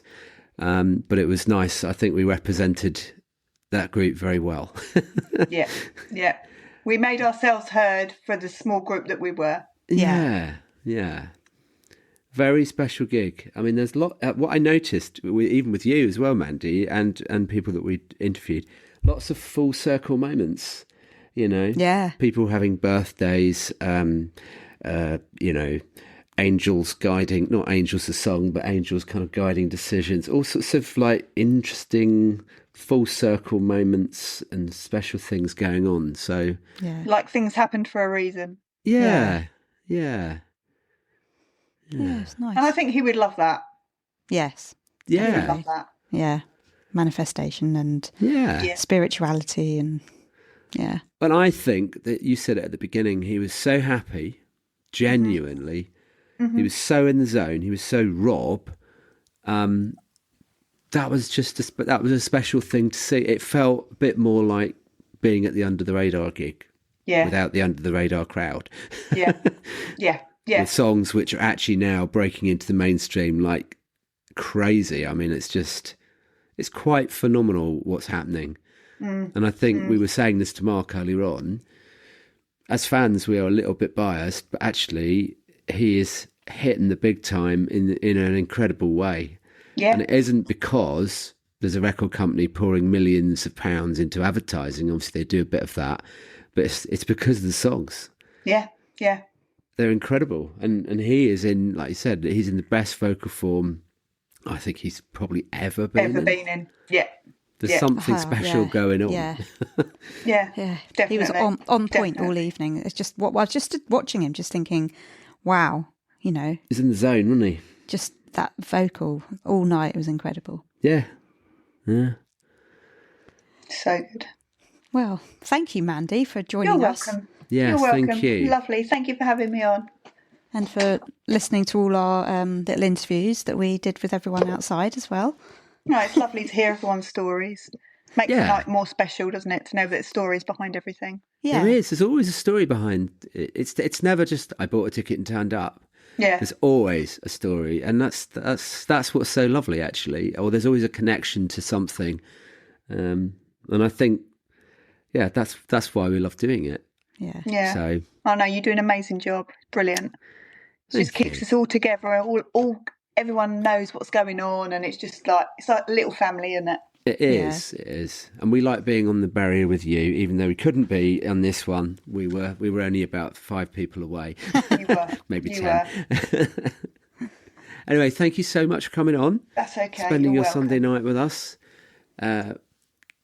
I don't know what we've got coming next, but hopefully we'll have something for everyone soon. Well, as usual, we are talking to a couple of people in the pipeline. There's one in particular that we'd really like to get on.